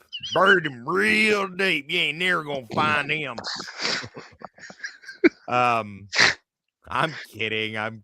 Maybe. I don't know. So someone else who had a bad time recently. So did it? I'm guessing no one watched the Bride, Maggie Gyllenhaal's fucking passion project about the Bride of Frankenstein, kind of trailer. The Never trailer heard of it. turned me off. So Reviewed it. Yeah, I've never heard of it. I reviewed it, but never heard of it. You reviewed it, never heard. It's like, this movie's shit. I didn't watch it, but I could just tell. That was my review. Nice one. Yeah, you remembered it all. Yeah. No, I watch all your stuff. But yeah, Maggie Gyllenhaal's little fucking passion project, and this was a big talking point on Open Bar, so I figured at least give it a little bit of lip service, so to speak. And lip is in like kiss my motherfucking ass. But yeah, it's not done well.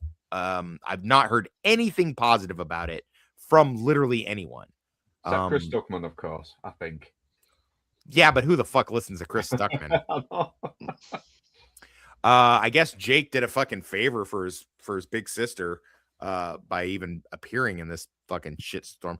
But I've heard it likened to Joker 2 Fois les Deux or whatever the fuck. So whatever that's worth.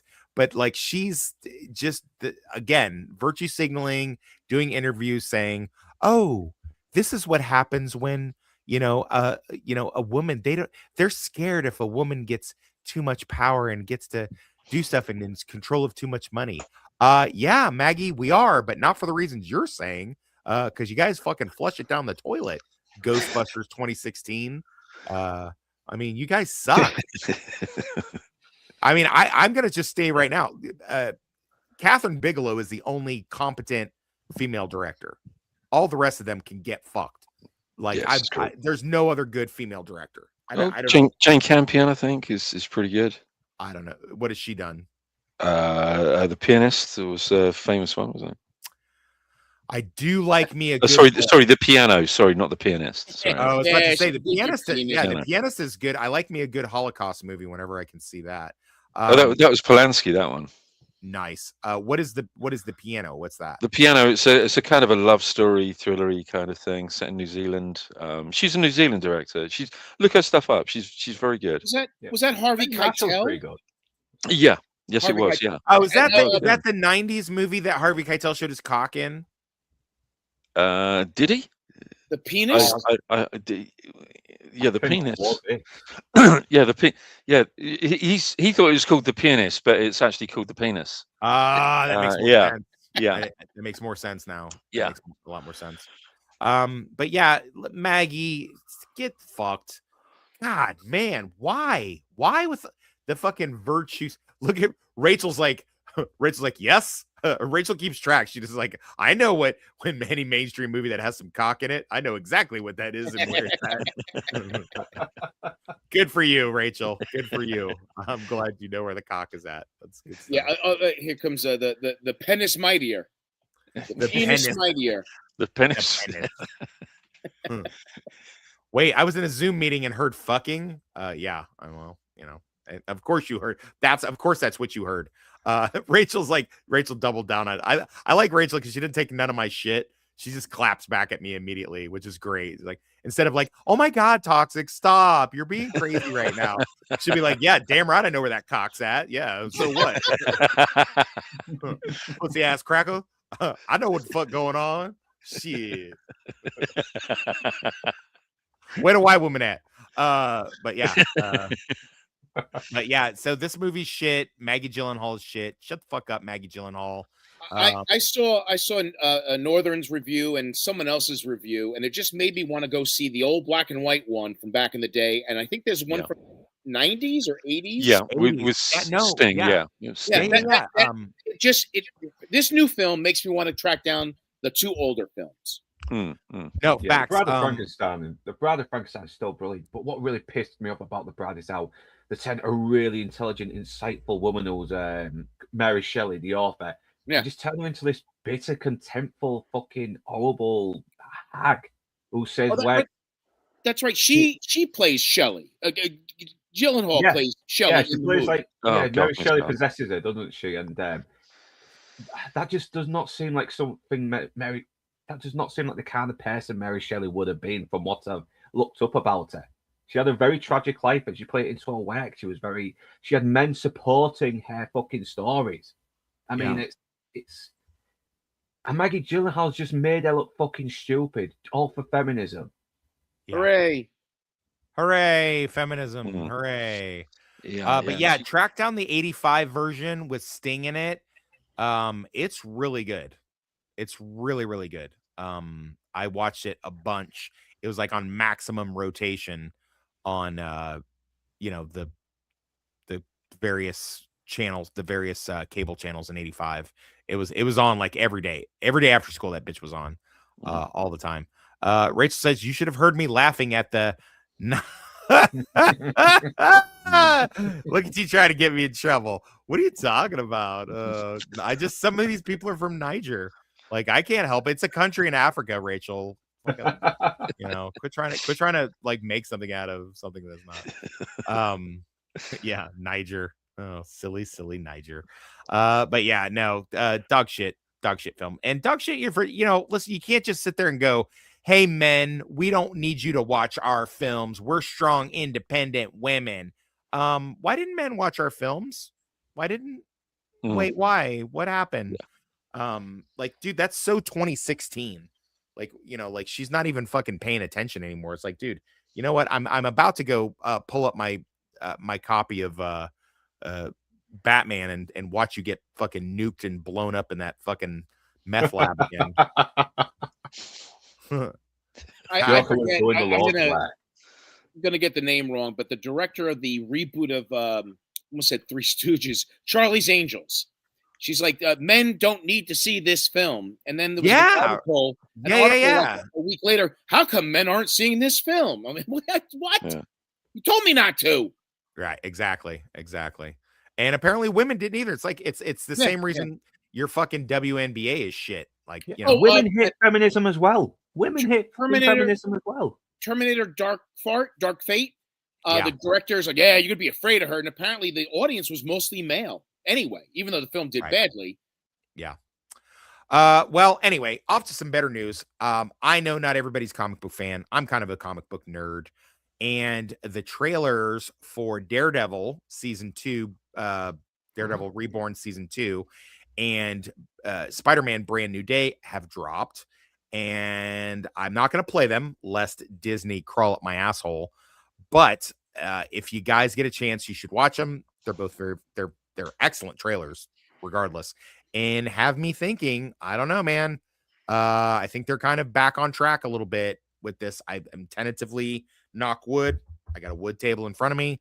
I'm knocking on it as we speak. That I think they look good. And we got fucking Punisher in both. So have you guys checked out those trailers or no? Yes, but not Punisher 2 yet, but definitely the Spider-Man. Well, Punisher's in Spider-Man. I know, but I'm saying season 2 of Punisher. I haven't seen the trailer. You mean Daredevil? Oh God, yeah, that guy. Yeah. So yeah, I think somebody's getting a phone call or something, or someone's got it. Does someone have a teletype coming in from the War Department? Attention, Mr. and Mrs. America and all the ships at sea. Flash. Them damn Japs of bushwhackers. Punisher appears in 2 different films. Oh. I'm sorry, I said Japs. I apologize. Sometimes my Asian racism shows a little bit. Go ahead, play the Sims.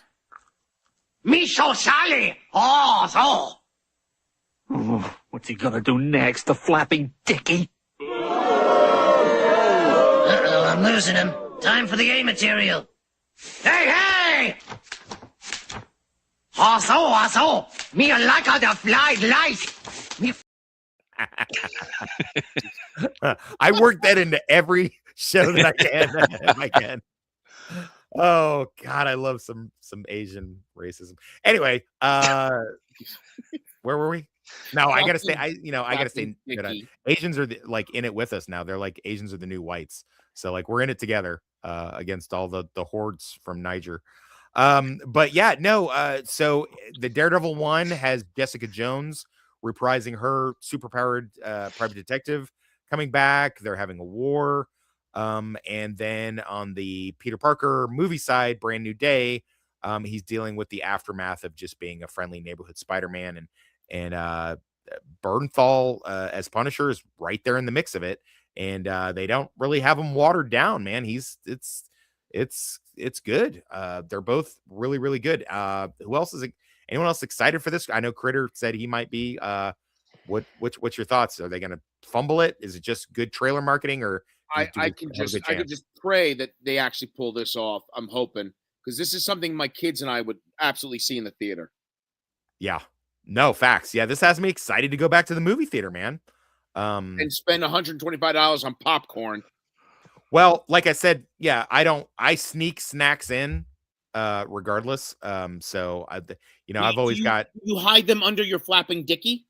No, I don't need to. I just bring a blanket because, everybody complains about being cold. I don't get cold, but they don't question if you walk in with a blanket. So It's not a big deal. And I just hide them under that. And as far as like the movie price, a long time ago, I hacked into Blue Collar Losers phone, and I have his Wriggle Rewards app on mine now. So I just use his Wriggle Rewards app. And sometimes he has extra points on there. And I'll use his points to get popcorn or snacks. Nice. Or whatever. So, yeah, well, that's what you get for not streaming with me anymore, Blue. That's on you, baby. There's a high price to pay. If you don't need us to watch your films, WNBA said the same thing, and it is going bankrupt. Well, it's not going bankrupt because it's taking money from the NBA. So that's why. I like Darth Plato says, I like early Daredevil, but if this DD is another check your privilege treatment, then hard pass. I don't think they've done that. Have they done that? Was Daredevil a check your privilege thing? Is that maybe from the Echo show that I didn't watch and no one else watched? Crickets, silence. Let's weigh in here. Give me a little back and forth, guys. I need it. I can't do that. You might be talking about. This will talk at once. Yeah, I say a little back and forth, and all you monkeys start fucking all at the same time. You're talking about Born Again, though. Not Born Again. Yeah. Oh, yeah, it is Born Again. Yeah, it's called Born Again. Yeah. Did they do white privilege thing on Born Again? No, I didn't feel it was that bad. I don't think so. When it wasn't as bad as the other fucking MCU Disney shows. I don't know. But anyway, I mean, like I said, Bernthal's in both, and he's playing the same solid Punisher he's always been. He's not a watered down Punisher, so that's good. Peter Parker Spider-Man's miserable. That's always good, high art. And it looks like he's in the thing. It looks like we get a Jean Grey X-Men cameo, possibly by Sadie Sink. We've got Scorpion, the Tarantula, Boomerang, all tier 1 or tier 2 Spider-Man rogues gallery, and even looks like he's fighting the Hand, and even the evil Zendaya. Right, evil Zendaya. Well, I mean, he has to watch Zendaya getting railed out at a college party, so that sucks. But my Shayla, no. But yeah, and then on the like I said, on the Daredevil side, we got Jessica Jones coming back. So I mean, I'm excited, man. Northern, how are you feeling about this stuff? Gonna be good? Gonna be bad? Gonna be mid? Gonna be shit? I am cautious, but who knows? But it does look like it might be a mixed bag. Okay. All right. Fair enough. Should I even ask Inside Man, or is this even? Yeah, anything? You can ask me. Yeah. Yeah. Okay. What's your thoughts? Don't care. There you go. He prefers the Spider-Man TV show from the 70s. The Italian one? The Italian one? Yeah. It's a Spider-Man. He got a spicy meatball.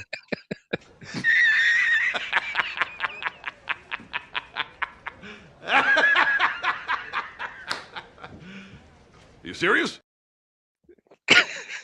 I'd laugh if there was an Italian Spider-Man out there somewhere. There actually there is. is. There is. That's why that's even funnier. But yeah, I mean, I don't know, man. I just think they look good. You know, I don't. You know, I give a lot of leeway to the comic book stuff, man, because you know, when I was a kid and we were reading comic books, we were just like, man, wouldn't it be so cool if they had an actual movie? You know, because back then all we had was Dolph Lundgren cosplaying as Punisher. Oh boy. So, I mean, it's just and it's not bad for what it is, but we had nothing else. And then Blade came out in '98 and just totally changed the landscape of everything. And speaking of which, a pretty funny quote from Hugh Jackman saying that I guess apparently now with Deadpool and Wolverine, they had that cameo from Wesley Snipes' Blade, and now he's the longest running actor to play an MCU character, more than Hugh. So Hugh Jackman said now we just got to figure out who's going to outlive one another.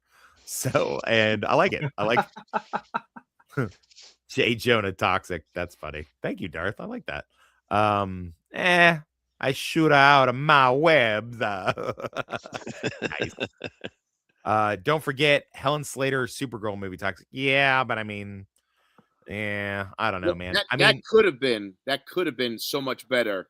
I think if Reeve maybe got his butt in that cameo or maybe a larger part, maybe. Or if she appeared naked. Yeah. Any and all of that. Yeah. Any and all of that is good stuff in my book. So the thing is, back in the day, man, we would just be like, you know, could they ever make movies that actually looked like what it was that we were reading?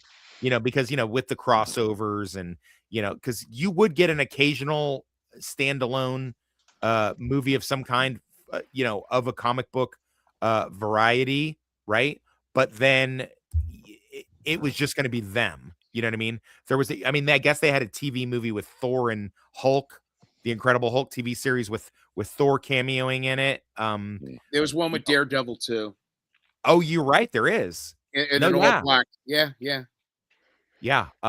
So I mean, you would get that, but I mean, mostly, you know, we never really thought we were going to see stuff, you know, like what it is that they have out now. So I just think that's, I mean, it's worth. I give it a lot more grace than it probably deserves, but you know, whatever. I'm kind of in your fence where Marvel announces something, I cross my fingers. When that sci-fi franchise, both of them, announced something, I'm like, yeah, no, we'll see what happens. Like I will give this a chance, even if it has a bunch of bad reviews. While the sci-fi stuff, once I hear who's involved, what the story is, or you know, the first episode airs, I'm out. So okay. Yeah. No facts. Yeah, man. I just don't know. It's too soon to tell with this, but I mean, I'm kind of with Northern. I'm cautiously optimistic about it. It could be really good. It seems a little grittier than you know, the other ones have looked. You know, the other ones are very bright and sunny type, you know, things with kind of a good you know, upbeat tone to them. But this one seems a little darker to me for some reason. You know, I'm not saying it's a bunch of African Americans in it. I'm just saying that, like, you know, it's just in general, just like a darker film, you know, as far as that goes. Sorry, that was a little bit of racist. More diverse. Yeah, exactly. Okay. Anyway, what else do we have to talk about today? I feel like I'm missing something that has happened Hollywood wise. Let's look in the folder here. The Bride, Daredevil, Spider-Man. No, I don't know. I think that's Oscars. We did the Oscars, all that stuff. I don't know, guys. I'm starting to think it may be time for something here. And you know what it might be time for, guys? It may be a bit of trivia time. It may be a bit of trivia time. What's the topic? I'm going to give you a hint with a little audio clip.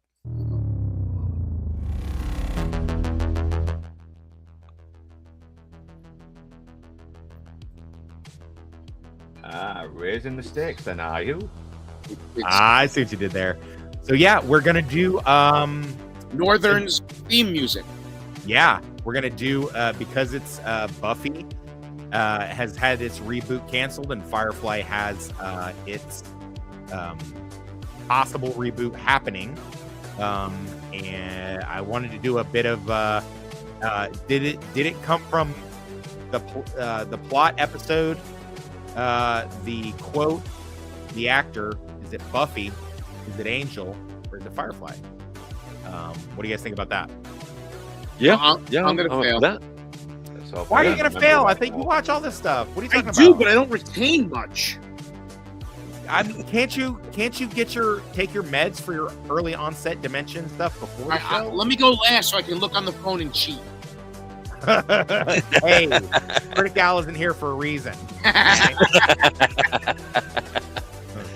But yeah, so let me get my Angel. Is that background music too loud? No, it's fine. It's okay. Yeah, of course, okay. Northern's going to say it's fine. It's his music. Oh yeah, of course. Yeah, Northern. If you don't know, Northern does all the theme music and the opening credit stuff for our Buffy and Angel rewatch that we do every Monday now. Bless your heart. Yeah. By the way, theme music is from Epic Game Trailer, guys. So yeah, just in case he sees this and gets pissed off at me. Fuck I don't care. Epic Game Trailer. No, I'm kidding. Thank you, Epic Game Trailer, for doing that. So okay, what do you think? So listen, no need to break into teams. Keep your own score, gentlemen. Let's go in order as we see it right here. Critter, are you ready, sir? Yes. All right. What is your childhood trauma? Quote from one of these three shows. Oh shit. I'm gonna say Buffy. No. Angel. Final answer. Your final answer is Angel. Okay. Let's take a look.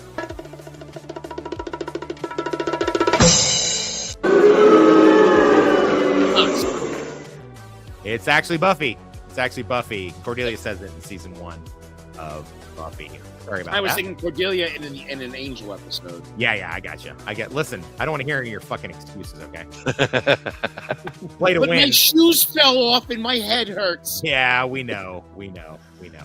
Okay. Inside Man, are you ready? Yeah. Yep. All right. So you don't still get urges? They didn't cut it off when you became a preacher, did they? No, I remain intact. That is definitely Angel. Is that your final answer? It is. Okay. That is Firefly. There's a preacher character on it, and he gets asked that. But that's okay. You're doing good. You're doing good, guys. You're doing really good. 0 for 0. We're all square. We're all square so far. I feel like this is when Northern's gonna like pull ahead here. Remember, it's 3 points if you get it right on the first try. If you have to have a hint, then you drop a point, or if you picked it up from somebody else. Yada yada yada. We all got it. Okay. So, Northern, are you ready? Ready. Okay. Yeah, thank you for telling me my entire backstory, which I pretty much already knew because I was there, but is there a reason you're in my apartment? It's got to be Angel. Is that your final answer? A final answer.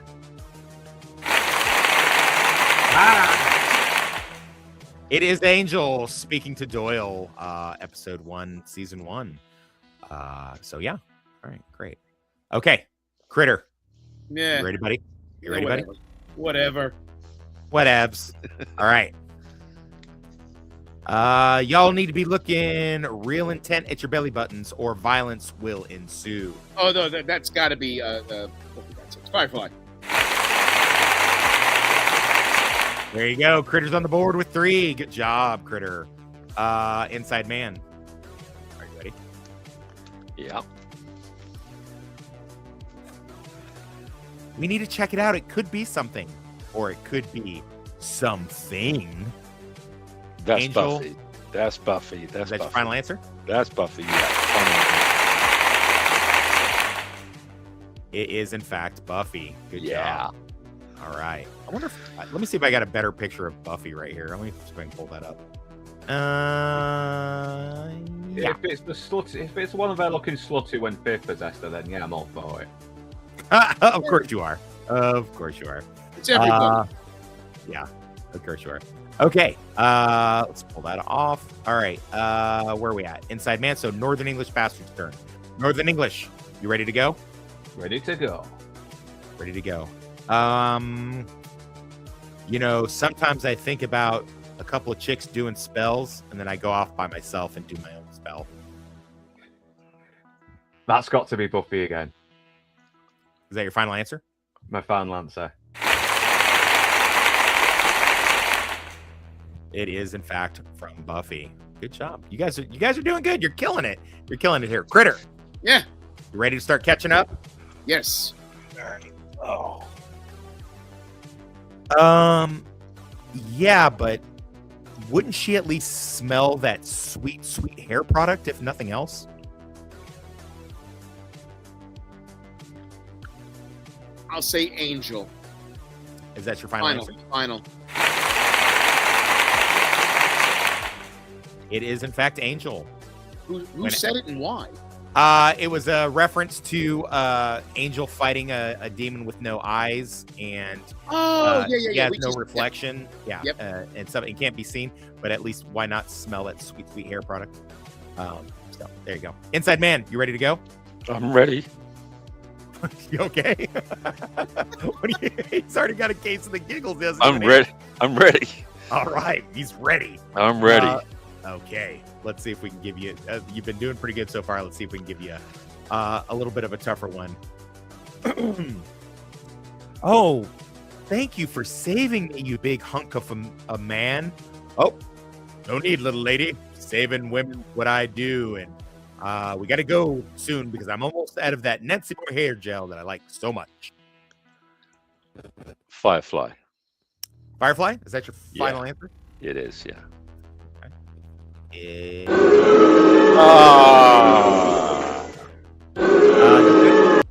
Sorry, I didn't mean to hit that twice.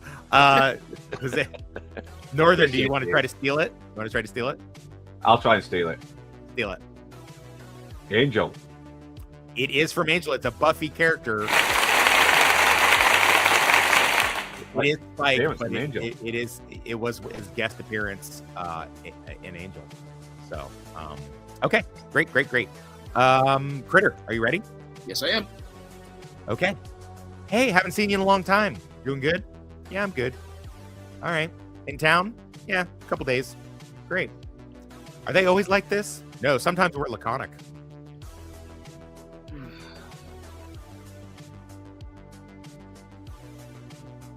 I think it's Firefly, but I'm going to say Angel. Because that last line sounds like, what's his face? So I'm saying Angel. Okay. Is that your final answer? Yes, sir. Okay. Again, guys, please remember you got to keep your own scores because I'm too busy clicking all these buttons and doing shit. Plus, I'm Snapchatting my hose in the background while we're doing this. So I'm super duper busy. I'm a super important person. I don't know if you guys know that, but it is Angel. Yes, it was a Buffy character, but he shows up on Angel, and that's their back and forth. And that character was Oz the werewolf having a conversation. Okay, great. Inside Man, are you ready? I'm ready. What do you mean, you two? There's no two. You two are the two that are the two.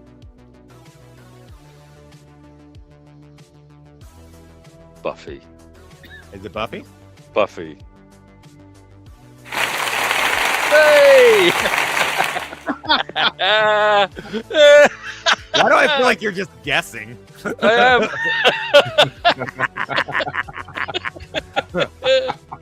I mean, to be fair, that's such Whedon dialogue that really could have been on all three shows. If I'm being perfectly honest. Yeah, absolutely. Yeah, that definitely could have been on all three shows. Okay, Northern English, you ready? Ready. All right. Why are you even bothering doing this? I don't smell a soul anywhere on you. Ooh, I'm guessing Buffy. Is that your final answer?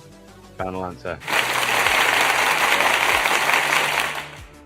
Yes, that Doc says that to Spike when he's helping out the Scooby Gang, even though this is pre-sold Spike. He was still on the Scooby Gang Team Buffy. So, yeah, that's excellent.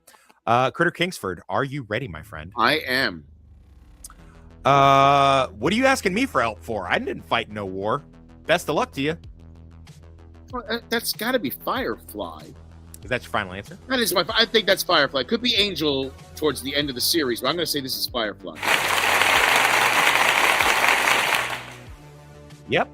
That's when they ask Jane for help in a bar fight, and Jane was like, "Nope, I didn't fight no war. I ain't getting involved. Best of luck to you." All right, Inside Man. Let's see if we can keep up your good guessing streak here. Yeah. You dirty. I don't even. You know what? I actually admire the fact that you are just guessing on these. I actually have more admiration for you that you're doing. I've never seen a single one. Never seen an episode. That's of any crazy. So You are. He's not giggling. He's laughing at us. Yeah, he's like, this is how easy. He's like, this is how easy this is for me. But yeah. Okay, let's see if I can get a good quote here to kind of stump you a little bit. Okay, here you go. Here's a good one. Well, you know, that is the point. If nothing that we do matters, then all that matters is what we do. Firefly. Is that your final answer? That's my final answer. We stopped his guessing streak. Oh, That's actually from God. Angel. That's actually a pretty famous quote from Angel, as far as that goes, too. But okay, yep. All right, Northern, are you ready? I'm ready. All right. Well, of course it's correct. They didn't make me head boy for nothing. It's got to be Buffy. Is it Buffy? It's the final answer.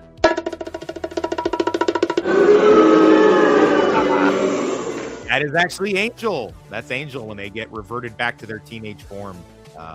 That's actually Wesley Wyndham Price, but it's from Angel. So sorry about that. All right. Critter Kingsford.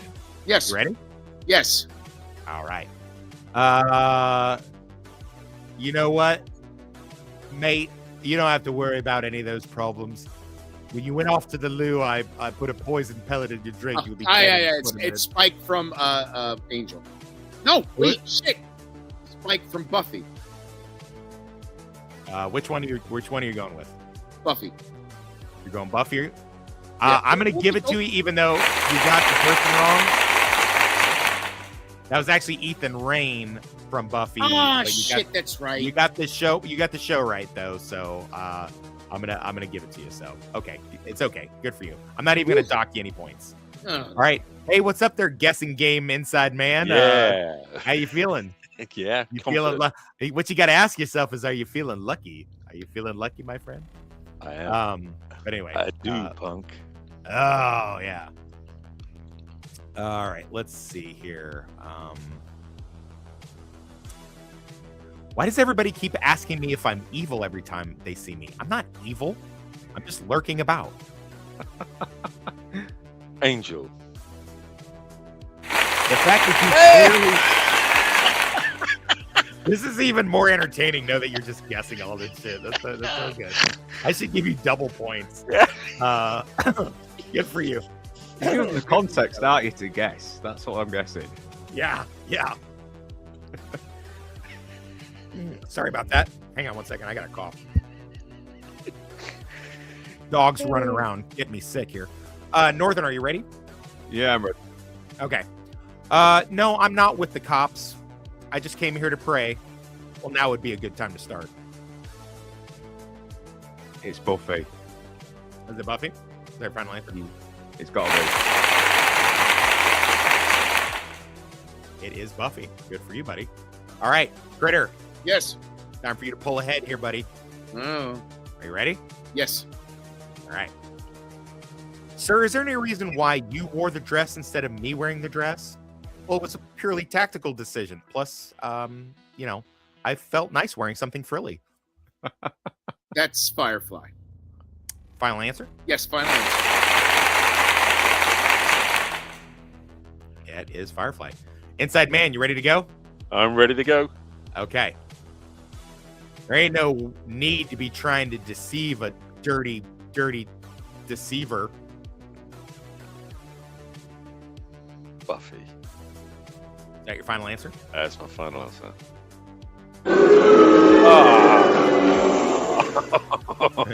Your guessing game. I wouldn't go to Vegas anytime soon, buddy, because your guessing game is getting a little weak here now. You were good coming out of the gate, but not much for stamina. Yeah. All right. Northern English. You ready, my friend? I am ready.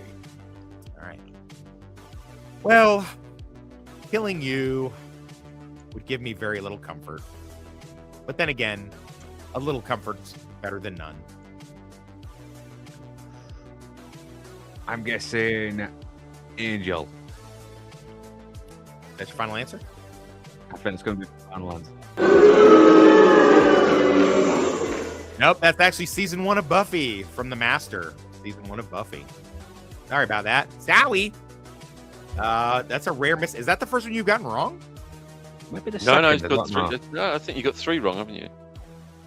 Yeah. I know I told you guys to tally your so I didn't really need expect you to tally your wrong answers. Let's take a peek at the chat real quick and see what they're doing. Nix is doing it for us. Oh, is Nix doing it? Yeah. Nix, you fucking rock star, dude. You're such a Look at fucking him. rock star. Strip trivia next week, Darth Plato. Hell yeah.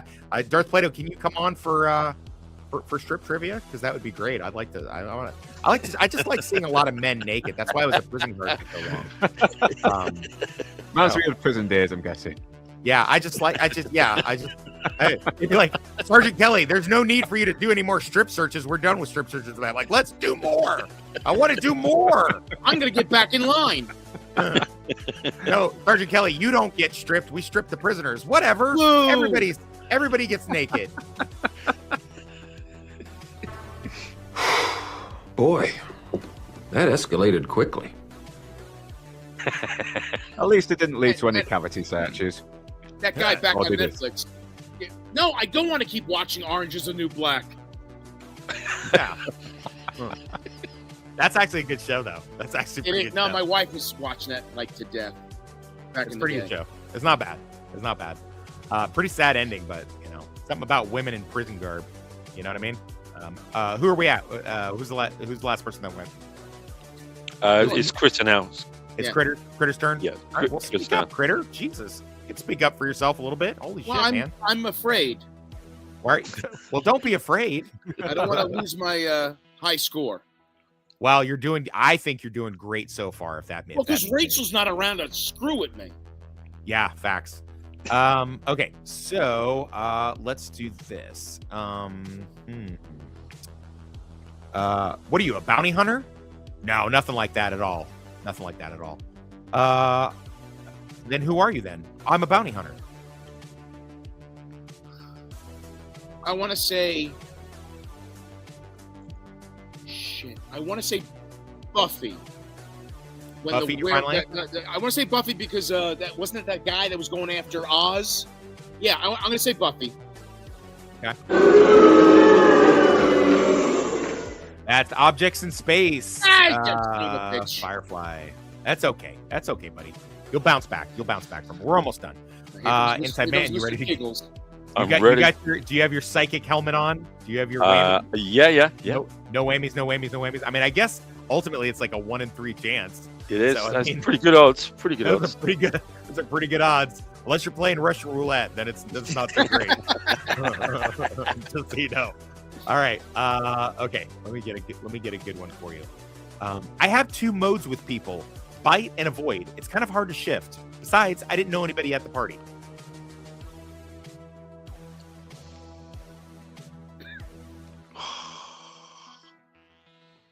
Buffy. Is that your final Buffy? Answer? Yeah, Buffy. Oh no! It's Angel, isn't it? It's Angel. Dowie. Northern English, are you ready? Yes, I'm ready. All right. I don't understand what your problem is. You can't just keep showing up here in town and beating up my boyfriend like Dawson from Dawson's Creek. Ooh, Is it Buffy? Are you asking me to give you the answer? Yeah. Yeah, give me the answer. No, I'm guessing Buffy.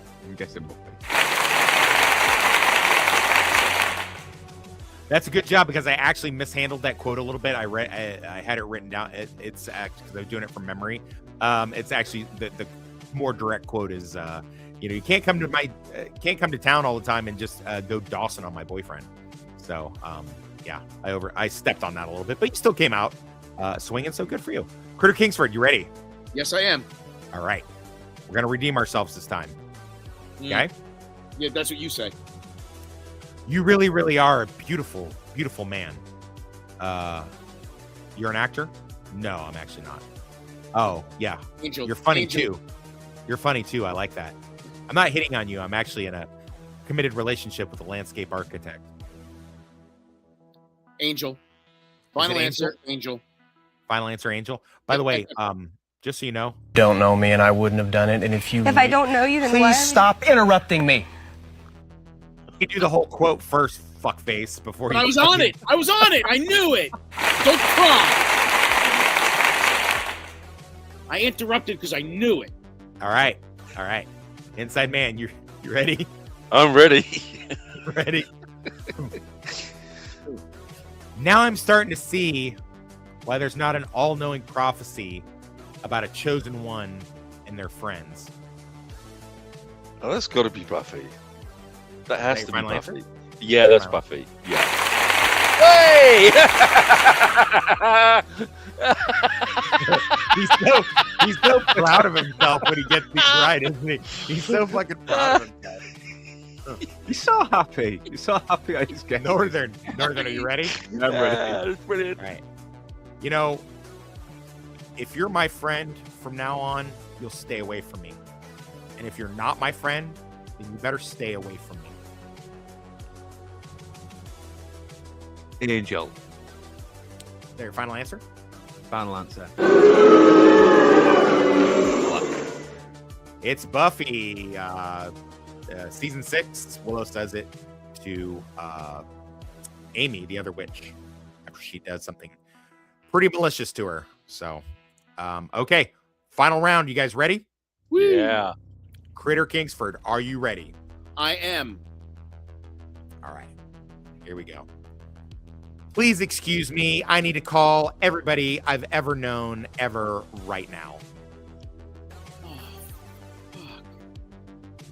I'm going to say Cordelia on Angel.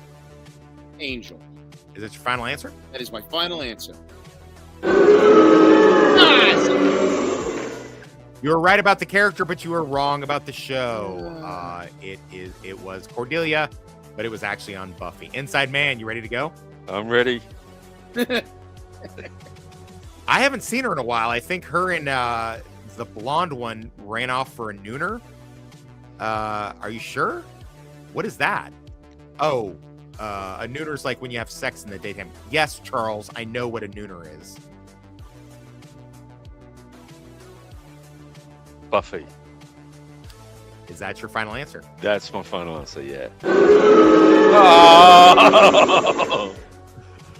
Oh, poor Inside Man. If you'd have had a partner today, I feel like you would have stood a better chance, but everybody was going John Wayne today. Look at Tootie Boy missing all the fucking good. Well, maybe it's for the best, so we were not ruining the show for him. Northern, are you ready, my friend? Yes, I am ready. All right. Let me give you a good one here, because you're my Buffy expert, so to speak. So I gotta be super duper clever when I do one with you. Let me think. Why does it always have to be about killing you all the time? I'm not always just here to kill you. I have other things going on. Is it Buffy? It's Buffy. It's got to be Buffy. Are you asking me, or? No, it's got to be Buffy. Come on. Do you even know how trivia works?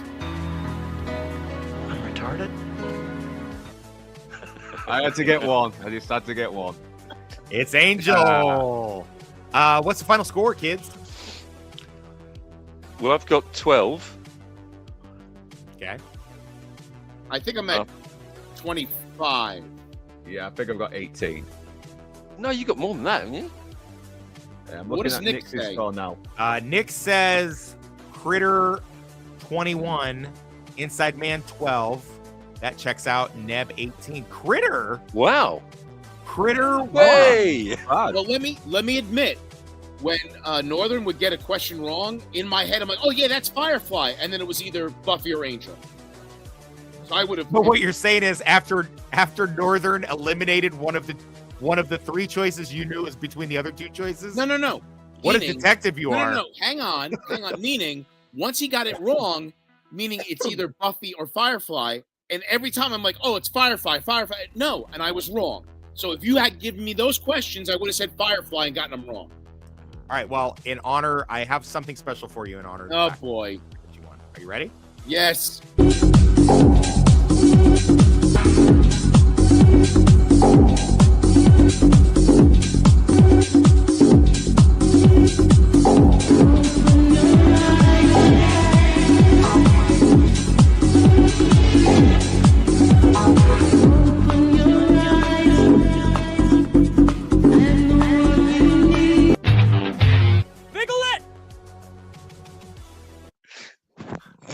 That's And all. just you. what the fuck do I do with that?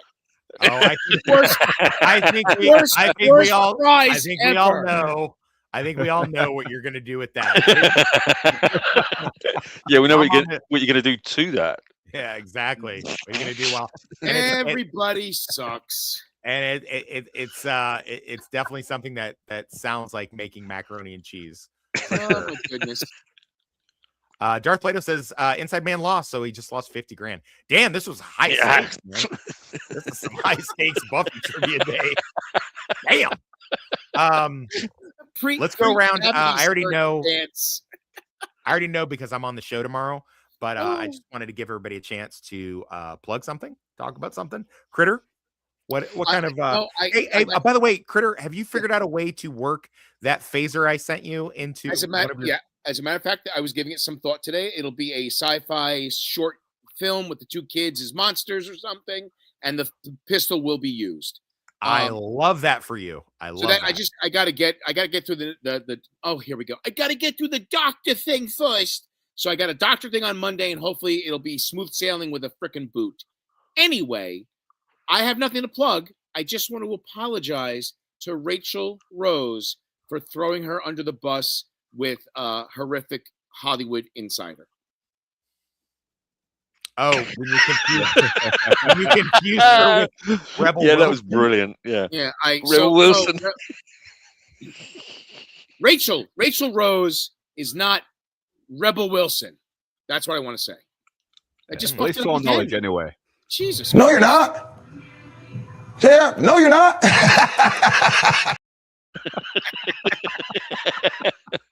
Inside Man, you got anything you want to plug, bud? Just Pulp Fiction tomorrow, which really looking forward to. And again, to Northern, thank you so much for inviting me onto that. I really appreciate it. And thanks for having me on again today. This was so much fun. As always, just brilliant. A real good laugh with great company. Thank you. Critter, Nick says, congrats, Critter. Now drop them pants for the cavity search. Oh, for God's sakes, leave me alone, you son of a bitch. Wow. Give this man a cavity search and don't stop till you reach the back of his teeth. Yeah. Look at Mr. E struggling to fucking spell coincident, you fucking dumb truck. Rachel isn't here today. Coincident? Coincident. Fucking jackass. Flapping dicky. Who knows? That sounds cool, man. And Inside Man, yes, I believe I am going to be with you tomorrow to do a little Royale with cheese. So that should be pretty fucking fun. Northern, besides Pulp Fiction tomorrow, which Inside Man and I will be joining you for, I believe you got something else coming up too, don't you? On the next week? Yes, me, hopefully you, Lord Toxic, if you have time, and Admiral Teague and Kung Fu Hot Dog will be discussing the Miami Vice episode, Calderon's Return Part 2 this Sunday as part of our retrospectives, episodic review of each Miami Vice episode every Sunday, 6 p.m. And Critter Kingsford, if you want to jump on Miami Vice, the remake on Friday for Bastards Breakdowns, you're more than welcome. Absolutely appreciate it. I got to track it down and try to watch it first because I don't think I've even watched the reboot. So it's free on YouTube, if that means anything to you. But yeah, no, I like the 2006 Miami Vice. I like it. I don't know why it gets so much hate. And banger ass soundtrack too, man. Great gunfights in it. I just think it's a good movie. Is it as great as the original TV series? No, obviously not, but it's not bad. And in fact, I made it my outro today. So Ray. You know, there's that. I'm actually really looking forward to that. I'm also looking forward to Pulp Fiction tomorrow. By the way, Pulp Fiction is another one of those movies I've seen 10,000 times. So that should be pretty interesting. I'm really looking forward to that one. We've been talking about doing this for a long time, huh, Northern? Yeah, Pulp Fiction? Yeah, once again, just like Terminator 2, it's just the more you watch it, you start discovering more new layers to it as well, like you never saw before. Yeah, facts. And they're pretty liberal with the use of the word Niger in it, which I'm all for that. I'm all for it as well, buddy. What's in the briefcase? What's in the box? What's in the box? Oh, different movie. It's not free for everyone here, everywhere. LT.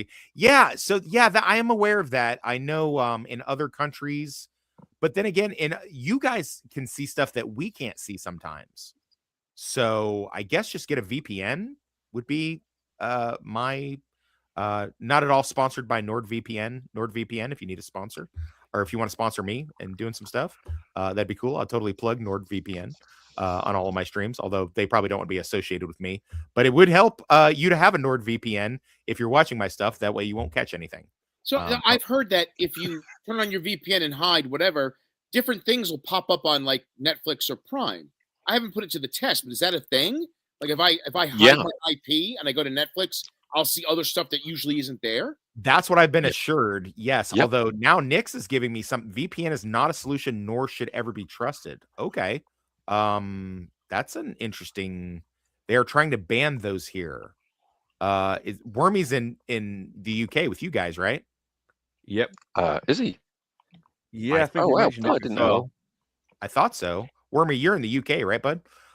So is that true though? Are they trying to ban that in the UK? The VPN? Yeah, there was talk of it. It had been brought up in Parliament a couple of weeks ago. Why are they afraid that then people wouldn't be forced to watch fucking Doctor Who bullshit on the BBC? Yeah. Yeah, that's right. Wormy Spoons says yes, UK. So he's over there with you guys. So I mean, shit, it's just a 10-minute drive to get around all of England, isn't it? So yeah, it is. I mean, I can walk from coast to coast from where. Or I guess I should say New Somalia. Yeah. But hey, thanks everybody for coming out. Thanks for my panel for doing great, especially Inside Man, just fucking coming out like a baller, guessing during the entire thing. So fucking Darth Plato says UK University of Kentucky. Yes, that is correct. That is correct. But anywho, tight little show today, but that's okay. We've all got stuff we want to get done, and I'm totally stoked about the next two Bastards breakdowns. I'm definitely going to try to get on Calderon's. Things have kind of calmed down a little bit. We did have a robbery at the hotel, inside job, unfortunately, and so I had to deal with that. So it's how much did you get away with? I don't say. Listen, if I'm gonna steal from my own, I'm gonna steal big. I'm not gonna steal $675 like a fucking crackhead. That's crackhead money right there, buddy. But yeah, Rachel, I'd love to get you on soon. Is there anything I could do to get you on the show? Careful. No, she'll make you dance. Yeah, no. Well, we lost our diversity hire. So I'd like to get Rachel on. So that'd be pretty good. I miss streaming with me and Rachel used to do the Stranger Things thing on Nadia's channel back when Nadia. Yeah, that's right. Yeah. So she's good. She's always value added. If anybody you guys want to ever get her on, is she in our chat? Rachel, are you in our chat group? I think she is. Yeah, she is 100%. Yeah, she is. So anywho, I think both of the ones that I'm in. Pay you new salary. Ask my boss. You want me to talk to your boss for you, Rachel? I'll talk to your boss. I'll make him an offer he can't refuse. I'll take care of that shit. lightning quick. It'll be like in Goodfellas when fucking what's his name's girlfriend was fucking up and they just went and beat up her boss. And you guys should start up a new show for I call it the closed loop. Get that going. The closed loop. No echo chambers. Was Leroy the diversity? What gave it away? Yes, he was the diversity hire. It was definitely the diversity hire. That was the weirdest fucking meltdown I ever had to experience. It was an odd. Suffice it to say, he did not like him a whitey. He don't like them whiteys. But anywho, I'll sign off with that, and to kind of whet your appetite for not this week but next week's Bastard Breakdown. Here's a quick look at the 2006 Miami Vice reboot, which I think is an underrated classic. Here we go.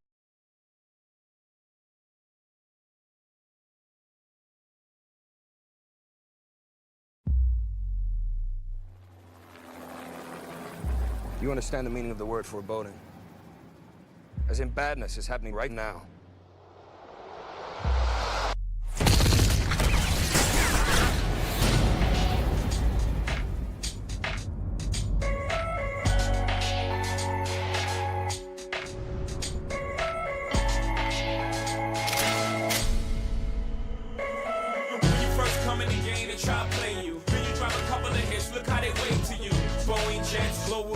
Out the country, but the blueberry still connect. So for one last time, I need y'all to